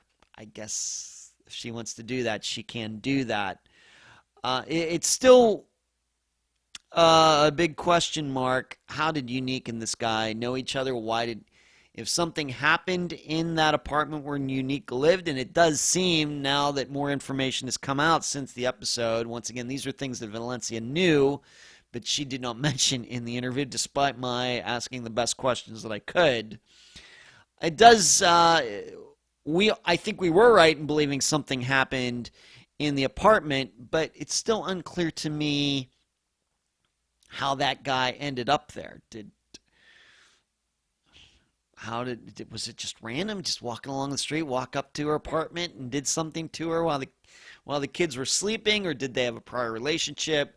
Was she out somewhere after putting the kids to bed and these two ran into each other? Still have no idea. So maybe I should put that on my list of things to do if Valencia is willing to say how she thinks this guy and Unique knew each other. I'm going to have to put that on my list of things to do to try to find that out. But no trial date, no additional information out there since this particular guy was charged with Unique's disappearance. Next update, Jody Huisentruit. We're now getting into late 2020, slowly getting closer to the present time of August of 2021. Jody Sue Huisentruit was a 27-year-old from Mason City, Iowa. She was a reporter and had dreams of hosting a national news show. In the early morning hours of June 27th, 1995, Jody left for work. However, she never arrived. Jody's possessions would later be found strewn across her apartment's parking lot. She was never seen again. I'm going to tell all of you, you all should really be listening to the FindJody.com podcast. It's really, really good. They've been able to track down a lot of people who knew Jody. In an episode even a few months ago, they were able to track down the guy who lived in the apartment below her, under her at the time. And if you listen to that interview, what you're going to find out is, coincidentally, he was not in town that morning. He was trying to get a job, and he had to go to California to take a test or something. And those days that he was gone just happened to be the time that Jody was attacked while going out to her car. So, of course, being that he wasn't in California, he did not hear anything. He did not see anything. But in the interview, you do get the idea that had he been there, he surely would have heard something. I don't know if he would. Maybe he eventually would have seen something. Hears something, jumps up, looks out the window. Maybe he would have seen something. But he certainly would have heard something. And I think that's the idea that you get from listening to that particular episode, which I think now goes back a couple months, maybe to June of 2021. What it raises in my mind is that could it be that the attacker, whoever attacked Jody, knew that the downstairs neighbor would not be there? Something to think about. This is the first, and I continue to say Jody Huisentruit's disappearance is one of the ones that I've known about for the longest. Of all the disappearances that we've covered on Unfound to this point, 225, Jody's is one of the ones that I've known about the longest, if not the longest. I was a member of that forum on FindJody.com when that website started, 20 years ago. It's just disappearance for some reason has always caught my attention. And so it was really special for me to finally cover that disappearance for an official episode when Caroline Lowe was on the program. But having followed it as much as I have, that is the first time I ever heard that the downstairs neighbor was not there when this all happened. And it's something to think about. The other point, though, that I want to make, and the reason this is really getting included in an update, is that the most recent episode was with Caroline did an interview with a woman who knew Jody really, really well at the time. She was there in Mason City, Iowa. They used to hang out together, and in fact, both of them would hang out with John Van Cise. And this friend admits, now maybe I think you get the idea in listening to it, maybe her opinion has changed, but has the opinion changed just because Jody's disappearance is still unsolved, or is it peer pressure? I don't know. But she admits that at the time of the disappearance, when Jody went missing, she never thought that John Van Cise had anything to do with it. Never occurred to her. You get the idea in the interview that maybe that's changed, but once again, why does it change? Maybe it changes because John Van Cise has been the main person talked about for the last, it's hard to believe, it's 26 years. Maybe that's the reason her opinion has changed, just due to the name always being out there. But at the time, the way she knew Jody, the way she knew John Van Cise, the way she knew the friendship that they had, all of that, she admits, never occurred to me. She admits she never thought that John Van Cise could hurt Jody at all. I think this is important. This is very important. Surely all of you, I would urge all of you to go listen to that episode, or all of them. There's quite a few FindJody.com episodes. I urge you to listen to all of them, please. They're not long. They're not 2.5 hour long Unfound episodes. They're more like 30 to 40 minute or 25 minute episodes, like a lot of true crime podcasts are. As I like to say, some podcasts are like AC/DC, whereas Unfound is more like Iron Maiden length. So, but this friend admits knowing Jody, knowing John Van Cise, just never occurred to her. And so this would be a woman who knew Jody and John equally well, knew him as well as anybody could know them, and just really could see no reason.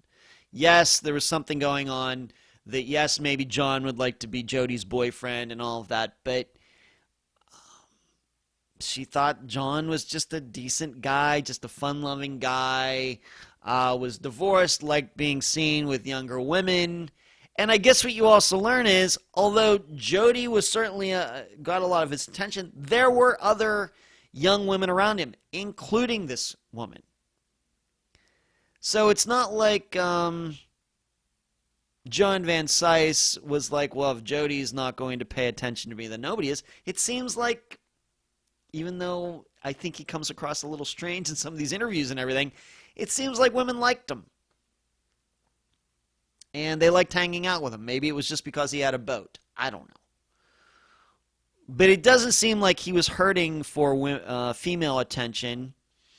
And we have to remember the morning that Jody was abducted, that he was meeting some other woman to walk, and it was another woman that he knew. So once again, it goes back to, why would he have done anything to Jody? If this was obsession or something like that, there were a lot of other women around him that it seems like he was getting a lot of attention from. And that's all talked about in that most recent FindJody.com episode. But that friend just never occurring to her at the time that John could do anything is considerable and considerably important. And I think she held that view for a while, but seems her opinion has changed. But I don't know. It's just naturally, or just because John has gotten so much attention. That's for you to judge. And I think all of you know John Van Cise is not very high on my suspect list regarding Jody's disappearance. Next update, and now we are into 2021, and many of you know that this one was coming. Noah Davis. Noah Brandon Davis was a 24-year-old from Ringgold, Georgia. He was a ladies' man, but he had struggled with addiction for several years. Accounts differ wildly, but allegedly, on July 28th, 2014, Noah was with friends, but after this date, despite Noah's phone being used, he was never seen again. And to just kind of maybe talk about the circumstances a little bit more, it is alleged on that date that Noah was with a woman. They went to this uncle's house, and while they were there, I think they were getting high, doing drugs, and Noah walked off, never to be seen again. Well, as it turned out, in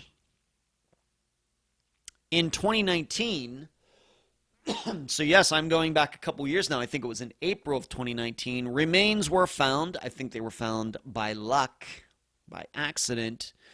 A bone or something that ended up being human was found, what I would consider to be not far from the uncle's place, within a mile and a half of where the uncle lived. And it wasn't, though, until this summer, just a little over a month ago, that the remains this bone was identified as Noah. So I guess what we're saying, in a way, this is kind of like Chris Turner's disappearance, in that we covered Chris Turner's disappearance in August of 2017, but actually his remains had been found a few months before that, but they were not identified until after. In fact, I don't think they were identified till when? 2019 or 2020. So this is another situation like that where the law enforcement investigators had remains in their hands that were Noah, but it wasn't proven to be Noah until after. So what does this mean? I'm going to tell you this, in following what I have since this information has come out, and you should know that I've had a couple conversations with Jason Stevens, Noah's half-brother, since this all happened. I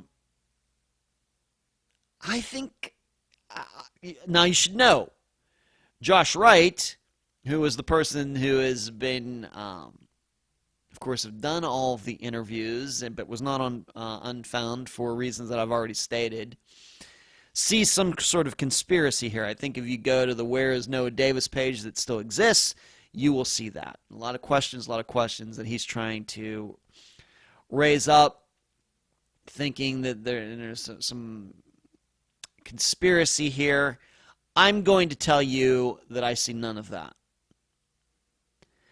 I think being that the remains were found so close to where the uncle lived in that general area, I think that it went down as just as it was explained. I think this lends a lot of credibility to what the uncle and this young woman said, that, yeah, they were there. Noah walked off. He was never seen again. And this just shows that, in my opinion, that people do walk off, especially if they're doing drugs and they are not in the right minds. And if they walked off and he was in the process of having an overdose, maybe he didn't plan to overdose. Maybe he didn't realize that he took too much. Maybe he was planning to walk home and this overcame him, and this is where he ended up. Now, you should know very little of Noah has been found. This is not even a situation like Tom Brown where 30% of Tom Brown's remains were found. I don't think it's anywhere close to that regarding Noah's. But the bones that were found, or the maybe just singular bone, is Noah. Of course, we have to remember this is a disappearance from 2014. This bone wasn't found until 2019, so who knows what could happen in the meantime regarding animals and the elements, everything else. So, and once again, I think this is another situation where it's some sort of road workers, people clearing out brush, something like that, and found this bone. Now, what's unclear to me, though, is, I looked up how many people are missing from the Ringgold, Georgia area. Not that many. And you would have thought just by deduction alone, logic alone, that they could just figure, pretty sure this is Noah, this is where he was last seen, here's where he found the bone, there's a high degree of likelihood that this is he. But for some reason, it seems no one in Noah's family, whether it's Jason or Josh or anybody else, was even told about this, that it could possibly be Noah, until this summer. So they had this bone for over 2 years. Now, I read somewhere that at the time the police had said something, they had collected an animal bone, and, is there something going on there, some sort of conspiracy? I don't know. This is the very reason that Josh Wright was not invited to be on the program, because he sees conspiracies and everything everywhere, chasing ghosts, and I can't say that I'm surprised that Noah was found not far from where he was last seen. I'm not surprised by this at all. I think we can look at Crystal Morrison, we can look at Robbie Hurt, and it's all the same similar situation. Is Tom Brown's, depending on how you look at his disappearance, an outlier? I guess. But I think what we're starting to see is when we have these types of situations that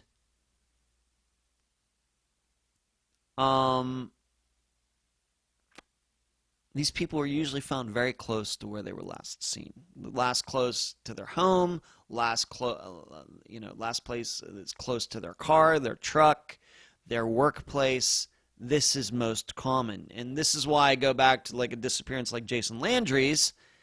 I'm still convinced he is very close to where his car was found.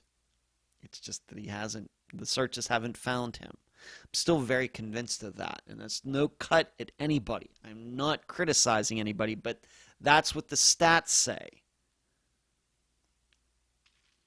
So Noah Davis, at least one bone of his remains was found in 2019, not identified till the summer of 2021. This bone was found easily within walking distance of where he was last seen, and so I am very comfortable in stating that it's just how it played out.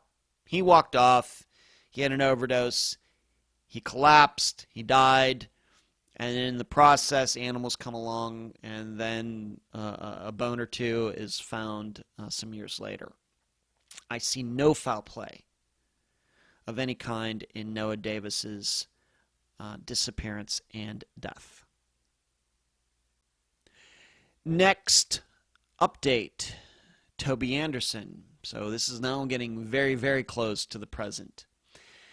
Toby Eugene Anderson was a 16-year-old from Northern California. He was a prankster who had spent time in juvenile hall during the year of 1986. Toby spent time in Selma, Oregon with his uncle and family. Everything seemed fine. Then in the fall, Toby allegedly ran away. He was never seen again. Well, if you've been following, Denise McGarity was the guest. If you follow her Facebook account, you know that things are happening. And the way I understand them is that these are things that started happening after she was on the program. So it's very, very recent. And she has, asked me to look at a picture of Toby to, see how tall I think he was, because it may be that information filled out the time in 1986 as to how tall he was might not be correct. And she's also on her Facebook page posted a picture of a shoe. Is it possible that Toby could have been wearing the shoe back in 1986? And I think what we're saying here is remains have been found in the general area of where Toby was in 1986. I think that if you go back and listen to that episode, you'll see that there was a belief that Toby's uncle could be responsible for his disappearance. So that would then make sense if Toby's remains were found in the general area. Obviously, they're not right on the property of where they all lived at the time, but that is being done right now. I'm guessing that DNA testing is being done. However, we know sometimes how long that takes. So this is going on. Maybe this disappearance that would be 35 years old could be coming to a close. The problem, of course, is it very well could be somebody else. I do not know the specific area where these remains were found, how close, like mileage between where they were all living at the time and where these remains were found. That would certainly help to know, but I don't know that. But remains are found, and they're being analyzed. And right now, as much information that Denise is getting, she's putting it out there to really try to narrow down, could this really be Toby? And that would certainly be big news if it were. So that's going on. I would urge you, if you're on Facebook, to follow what Denise has been writing. And she and I have had some private conversations, but I have to admit that pretty much everything that has been said is regarding this new revelation, huge revelation, is pretty much in the public. So there's nothing that I can say, well, she's told me this, she's told me that about this, that I can't say. Everything pretty much that she's had to say is what she's posted on her page. So if you're interested in seeing it word for word, then I would go to her Facebook page and check that out. But these remains were found. I don't know how they were found, but they are in the vicinity of where Toby his uncle, and the rest of the family were living at the time. And so now she's trying to really try to narrow down, is it possible that it's Toby, using height and using the shoes that he might have been wearing at the time, because the remains, shoes are with the remains. I should say, before I move on to the next one, I guess this just kind of shows you how remains can be in different states. We have, for example, Noah Davis that I just talked about, and his disappearance is only 7 years old, or at least 5 years old at the time the bone was found, and only one bone is found. I don't know if they found any clothing, any shoes, nothing. And that it took like 5 years for somebody to come across that bone. We have a disappearance like Tom Brown's. He goes missing in late 2016. His remains are found in early 2019, so let's say 2 years and 3 months, something like that. 30% of his remains are found. The rest aren't. And then on the other hand, we have Toby Anderson, who's been missing since 1986, and it seems there are enough remains that can be determined that they can use to determine how tall this missing person, or this person whose remains are there, was at the when the person was alive, and even the shoes are with the remains.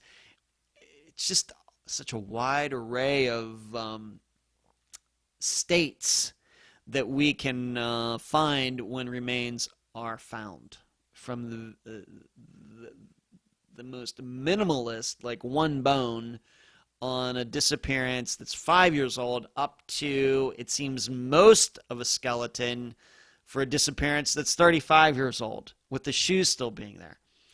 It's I don't know why that is, but it does seem to be true. It's just unpredictable. So now I'm going to move on to updates for the Unfound Now episodes. Unfound Now is a program that I've been doing since the summer of 2020, a monthly program. It's a monthly video where I talk about a recent disappearance. Meaning recent at the time I do the video, so maybe going back into the past maybe 2 or 3 months. I started with the disappearance of Linda Stoltfus from Pennsylvania. Since then, her remains have been found, and the guy who killed her has been charged. I don't have in my notes, is he going to jail, or is he pled guilty, is there going to be a trial? I'm not sure. I didn't write that down, but that was the first disappearance we ever covered on the program.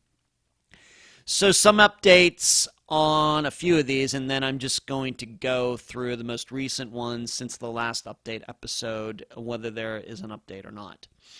The first update is going back, what was this, to the second or third Unfound Now I did for Erica Lloyd. This was a woman in California who lived in Northern California, but for some reason went down to Southern California, to the Joshua Tree National Forest, National Park, to do some camping.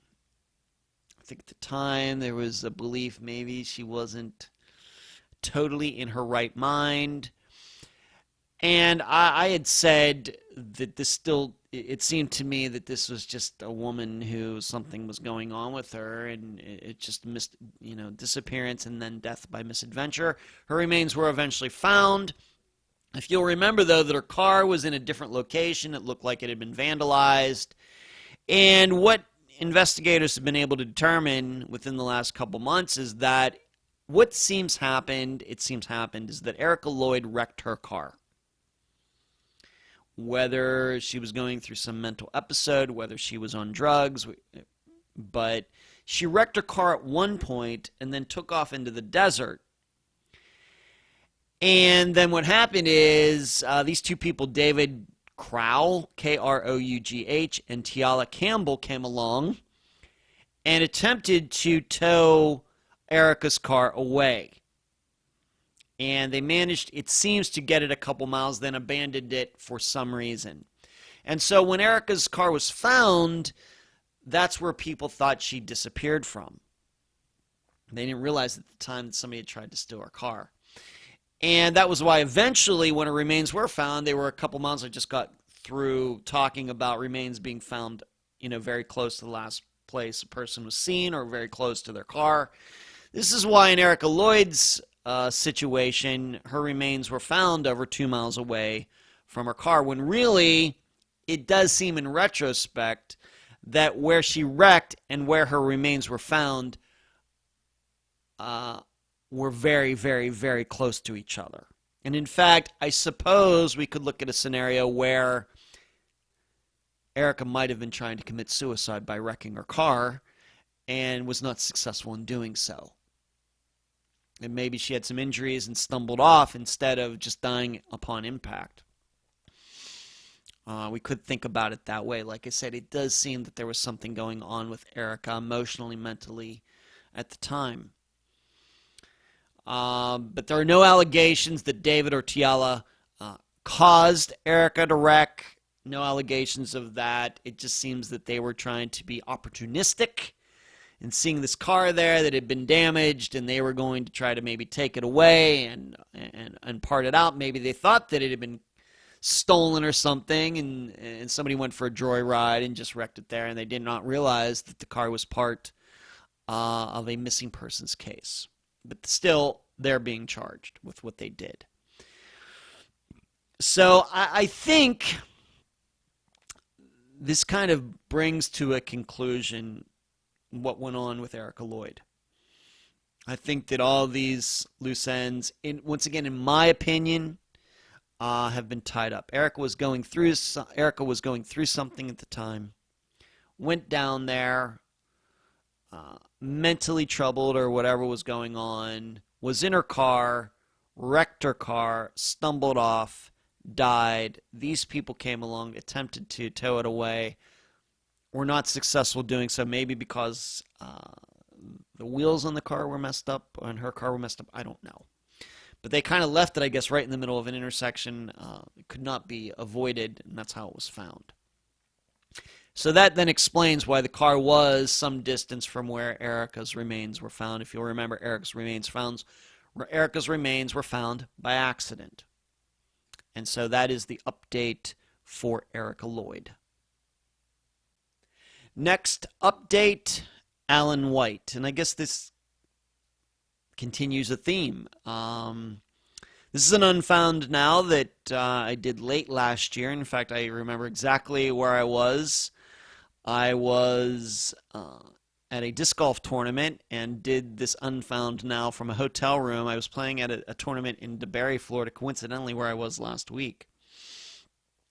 If you remember, Alan, gay man, living with his partner. He had gotten up very early in the morning to go to the gym. He was at the gym for 20 minutes. Video shows him leaving, stopping at a gas station, convenience store. I think he went inside. I think he also got gas, and then he pulled away, never to be seen again. He was supposed to be going home. He had, supposed to have a conference meeting at 7 a.m. This is in Texas. Did not get back to his home where his partner was. Once again, I cannot remember if they were married, if they were just boyfriends. I don't remember.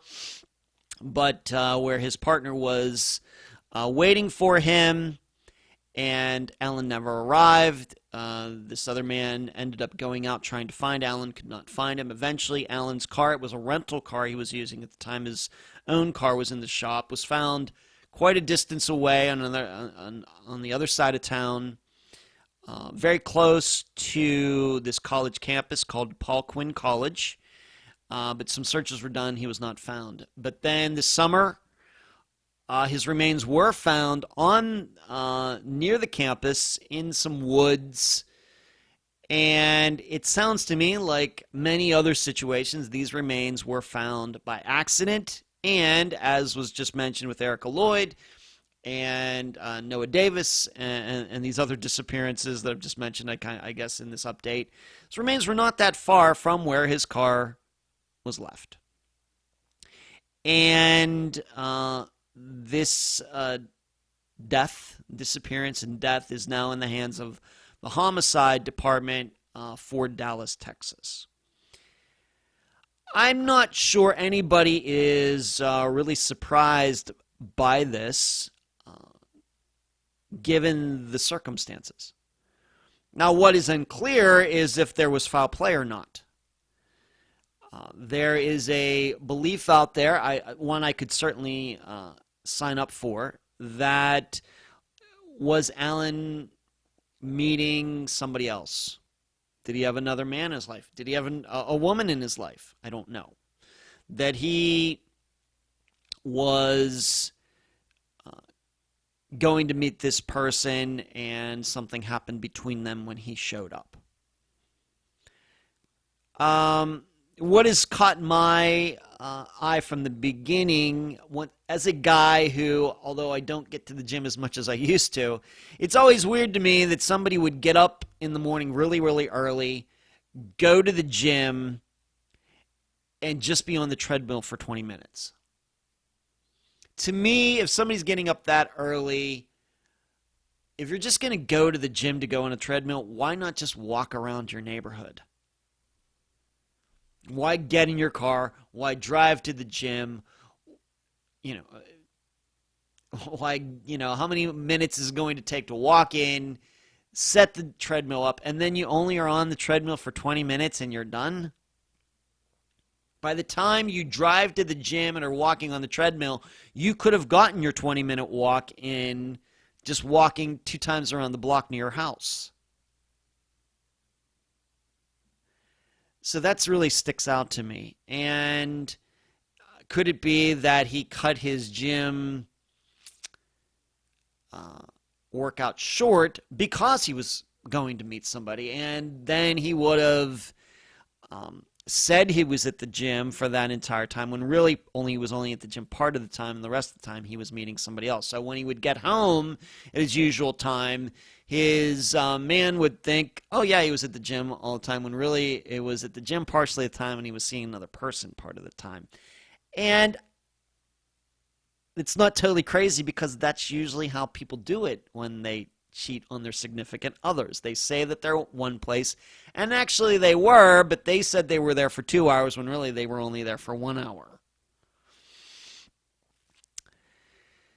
So, I guess what we're also saying is that being that, we don't know, at least in the articles that I've read, no cause of death could be determined, even though the remains have only been out there for 6 months. This goes back to what I was saying. It's amazing how remains can be in a variety of states when you encounter them, and sometimes they're only out there for a little while, and hardly any bones are found, but then they're out there for 35 years, an entire skeleton is found. It's just don't know how to make any sense of it. But with Alan's, at least in the public articles, no cause of death could be determined. We start thinking in another direction. Did he commit suicide? Did he take some sort of drug that morning that kind of set him off on this path? I guess from trying to be looking rational at this, what kind of person stops to get gas, goes to a convenience store, then immediately drives in an opposite direction to commit suicide in the woods? But people's behaviors are unpredictable. So I think that, in some ways, I guess this is kind of like Tom Brown's disappearance. Alan White was getting gas, was supposed to be going home, didn't end up at home. Tom Brown was supposed to be going home, stopped to get gas on the way home, didn't end up at home. I guess the big difference is Tom was found 12 miles away from his Durango. Alan was found less than a mile, maybe even just a half mile or something from his rental car. But his remains were found this summer, and it still has not been determined what exactly happened. Next update, Jason Landry. I've already mentioned him in this update episode, referencing his disappearance to some other cases we've covered. Second search was done this summer. Just like the other searches, nothing was found. No sign of any other of Jason's possessions. No signs that he was anywhere in any of that area around where his car wrecked. You remember that a lot of his possessions and items, clothing, etc., were on the outside of the vehicle. And he is still missing. This is a disappearance that is now, this happened in December of 2020, so we're talking 9 months, about that, 8 to 9 months. And it's a perfect example of how a disappearance, at least in the beginning, can seem very straightforward, a word we might say simple, and then it becomes very complex. You do those things that you think need to be done and it doesn't turn up anything, and suddenly it gets very complicated. And I think that Jason Landry's disappearance has entered the complicated stage. I stand by what I said earlier in this episode, that I still believe that Jason, I unfortunately do believe that he is deceased,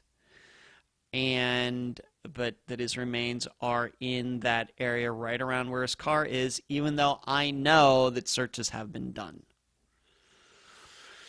What's hard to understand is that if he was in his right mind and was walking away because he knew that his car was not functioning, if he was in his right mind, would he not have just stayed walking on the road and gone to somebody's house, knocked on the door and said, hey, I had a wreck down the street? Doesn't seem like that happened. So we must then look at other situations, most likely being that he was not in his right mind, that he did have something happen during the wreck, hit his head, something like that, that caused him to make decisions that he would not normally make. But it is a stumper still, and I think it's still his disappearance is still getting a lot of attention out there. I think his family's doing a very good job keeping his name out there. All I can tell them is you got to keep searching in that area. I know 2 big searches have already been done. I think that's still the best choice. I just see nothing, no other choices at this point.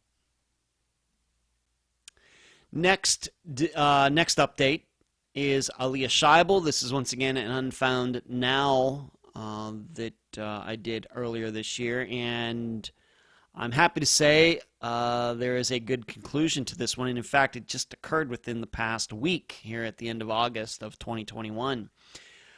I was alerted by Aaliyah's mother, who contacted me, that Aaliyah is now at home, well, in Las Vegas. I do not know the details. She really did not want to get into them with me. I totally understand. I'm not sure if actually somebody out there found Aaliyah and brought her home, or she returned home all on her own. I don't know. But I'm here to tell all of you that Aaliyah is now home in Las Vegas with her family. She is alive. She is well. However, I don't know where she has been all these months. I'm not even sure if her family knows where she has been all these months. But this is a good story. No matter where she was, no matter how she got home, most importantly, she's alive, she's well, she's at home, and if she is continuing to go through things or whatever caused her to take off in the first place, I hope she doesn't do that again. I realize that I think that she's now 18 years old, and everything, and she can make decisions for herself, but I hope that she doesn't go missing again. I hope that she continues to stay in contact with her parents if she's going to eventually move out and have her own life. I hope she has a great life. I hope that her family can stick together. I hope they all continue to communicate with each other. And Aaliyah, please don't go missing again. Now, these are the 3 Unfound Nows I've done since the last update episode in April. Cynthia Ba Traore, there are no updates. I checked. She's still missing. Her car was found along that highway in Texas. She's still missing. No news at all. Luis de Villa, this American citizen who was down in Mexico, was seemingly coming back to the United States, and within a couple miles of the border, he said he was going to get gas or something. He was never seen again. I guess I'm learning that this is kind of a thing. There are, I read a stat, 324 Americans have gone missing in Mexico since 2006. So in the last 15 years, 324, just do the rough math on that, 15 into 32 goes, so over 20 a year go missing in Mexico. When you break it down that way, I have to admit that's not a large number. You think about all of the Americans who go to Mexico for business or for vacations or for whatever reasons, for only 20 a year. So it's right, 15 years. Yeah, 20 to go missing per year there. Given what goes on in Mexico, I don't think is that unusual. By way of comparison, once again, 324 Americans have gone missing in Mexico since 2006. 70,000 Mexicans have gone missing in Mexico since 2006. So, kind of puts it in perspective there, I guess. I have to admit that there's still a part of me that thinks that maybe all is not as it seems. I think the family believes that he was kidnapped, and I read that there was some sort of ransom demand that was requested and everything. What did they do? Did they not follow through with that? Did they try to raise the money? Did the person tell them to meet them somewhere in Mexico or in the United States? I don't know all of those details. It would be interesting to know those details, but I don't know them. I have to tell you, this still feels like there was something going on here. And I have to admit, I'm not sure that Luis is actually technically missing. Maybe you got that idea when I did the original Unfound Now. But despite what these statistics are, 324 sounds like a horrible number, and we don't want anybody to go missing. Obviously, 0 anywhere. But if the number is 324 since 2006, once again, it's a little over 20 per year. That's not surprising given how many Americans go to Mexico and knowing the problems they have in Mexico. And then just a month ago, for the Unfound Now, the disappearance of Candy Gonzalez in Kentucky, there are no updates for her disappearance. She has not been found alive or deceased, no signs of her or anything like that. And that concludes all of the updates for this update episode number 9. And now, if you could please pause whatever you are doing as a sign of respect for all the missing people featured on Unfound and Unfound Now, as I read off all their names.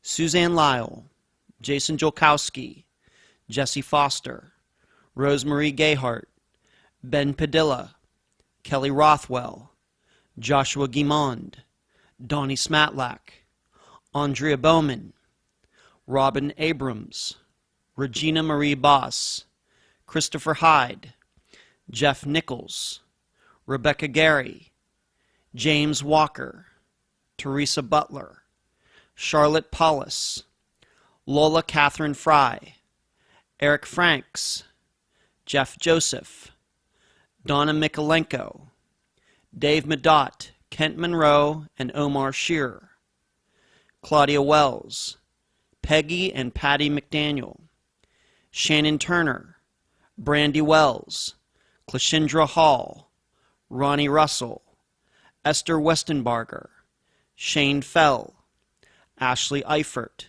Brandon Williams, Craig Freer, Pamela Golden, Chip Campbell, Amanda DeGuio, the passengers and crew of Flight 370, April Pitzer, Jennifer Wilkerson, Kent Jacobs, Aaron Gilbert, Tammy Leppert, Crystal Morrison, Chris Turner, Linda K. Carroll, Nikki McCown, Helen Diamond, Laura Bible and Ashley Freeman, Lucinda Hewells, Ashley Kohler, Debbie Lowe, Patrick Beavers, Clinton Nelson, Troy Galloway, Patty Action, Danielle Bell, Evelyn Hartley, Dal Phillips, Tyler Stice, Bill Underhill, Patty Taylor, Aaron Barnard, Jeremy Burt, Brian Sullivan, Nikki Wells, Marina Bolter, Mandy Stokes, Greg Brooks, Rebecca Henderson, Dominique Holly Grisham, Tiffany Daniels, Nicholas Masucci, Donald Irwin, Billy DiSilvestro, Renee Yeargain, Mikkel Biggs, Al Copper, J.R. Mullahan, Jamie Bowen, Travis Robertson, Rosemary Rapp, Kristen Modafferi, Zoe Campos, Sean Ginyard, Thomas Brown, Amanda Fravel, Julie Early, Ellen Sloan, Renee Lamanna, Nico Lisi, Leah Peebles, Melissa Hasley, Kimberly Raymer, Stephen Kocher, Bonnie Joseph, Immaculate Basil, Bobby Campbell, Kimberly Norwood, Alyssa Turney, Bobby Tennyson, Dale Kerstetter, Lacey Buenfil, Peggy McGuire, Jansen Brewer and Daniel Braden, Robert Cox, Lucas Degerness, Stephen Adams, Ashley Summers, Bonnie and Jeremy Degas, Judith Emke, Jessica Hamby, Tim Beauchart, Devin Bond, Juanita Nelson, Desiree Ferris, Angie Arnell, Deborah Asbury, Sean Koski, Mary Lands, Devin Brown Busetta, Shanna Boydo, Travis Murrow, Keith Fetter, Layla Faulkner,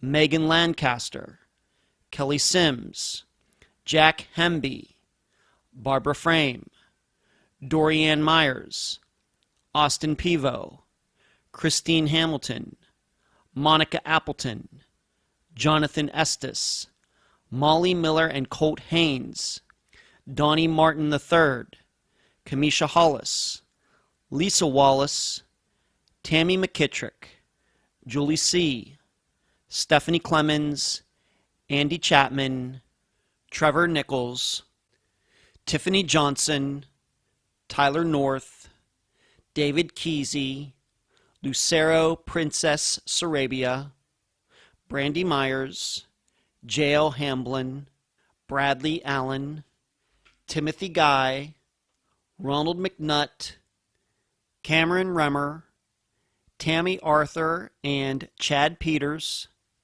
Jesse Ross, Lisa Shuttleworth, Jackson Miller, Patrick Reed, Jeremy Goodwin, Mary Jane Van Gilder, Phyllis Corbin, Eric Alvarado, Cassandra Ramirez, April Andrews, David Hardy Jr., Dennis J. Lushball, Christy Nichols, Christopher Sanders, Danielle Sleeper, Julie Weflin, Shelva Rafty, Rodney Kaiser, Christina Branham and Christopher Mittendorf, Gregory Howes, Brian Cook, Charles Thompson, Jessica Garino, Jacob Paddock Weeks, Jackie Bucky Letney, Frederick Joseph Bain, Vanessa Oren, Jennifer Casper Ross, Robbie Hurt, Unique Harris, Douglas Jones, Deborah Bowman, Bradley Brooks, Angela Green, Jody Husentrut, Brennan Smokey, Rouse Chapman, Marion Hurley, Gayla Shaper, Caleb Powell, Chelsea Cobo, Bonnie Santiago, TJ Murray, Noah Davis, Patty Dudek, Ben Archer, Jake Lachelet, Sky Burnley, Kayleen Oling, Stephanie Hartwell, Nylene Marshall, Kaya Taylor, Pearl Pinson, Brenda Condon, Alwyn Albright, Sky Tosick, Linda Stoltfus, Erica Lloyd, Mary Lane Carter, Stephanie Hollingsworth, Corey Moore, Alan White, Jason Landry, Aaliyah Scheibel, Kirsten Brueggemann, Mark Panella, Sandy Knipe, Brian Schaefer, Teresa Woolard, Toby Anderson, David Schrader, Chance Engelbert, Julianne Gillay, Rachel Sierks, Sean Antill, Randy Duran, Rashawn Francis, Amanda Ward Romine, Crystal Bailey, Cynthia Ba Traoré, Luis Devia, Candy Gonzalez. Please do not forget these people, and please, if you have the time and passion, help one of these families find the answers they deserve. And that's the program. If you found it informative, please go to the app that you use to listen to Unfound and give this podcast a nice review. I thank you for listening. I'm Ed Dentzel, and you've been listening to Unfound.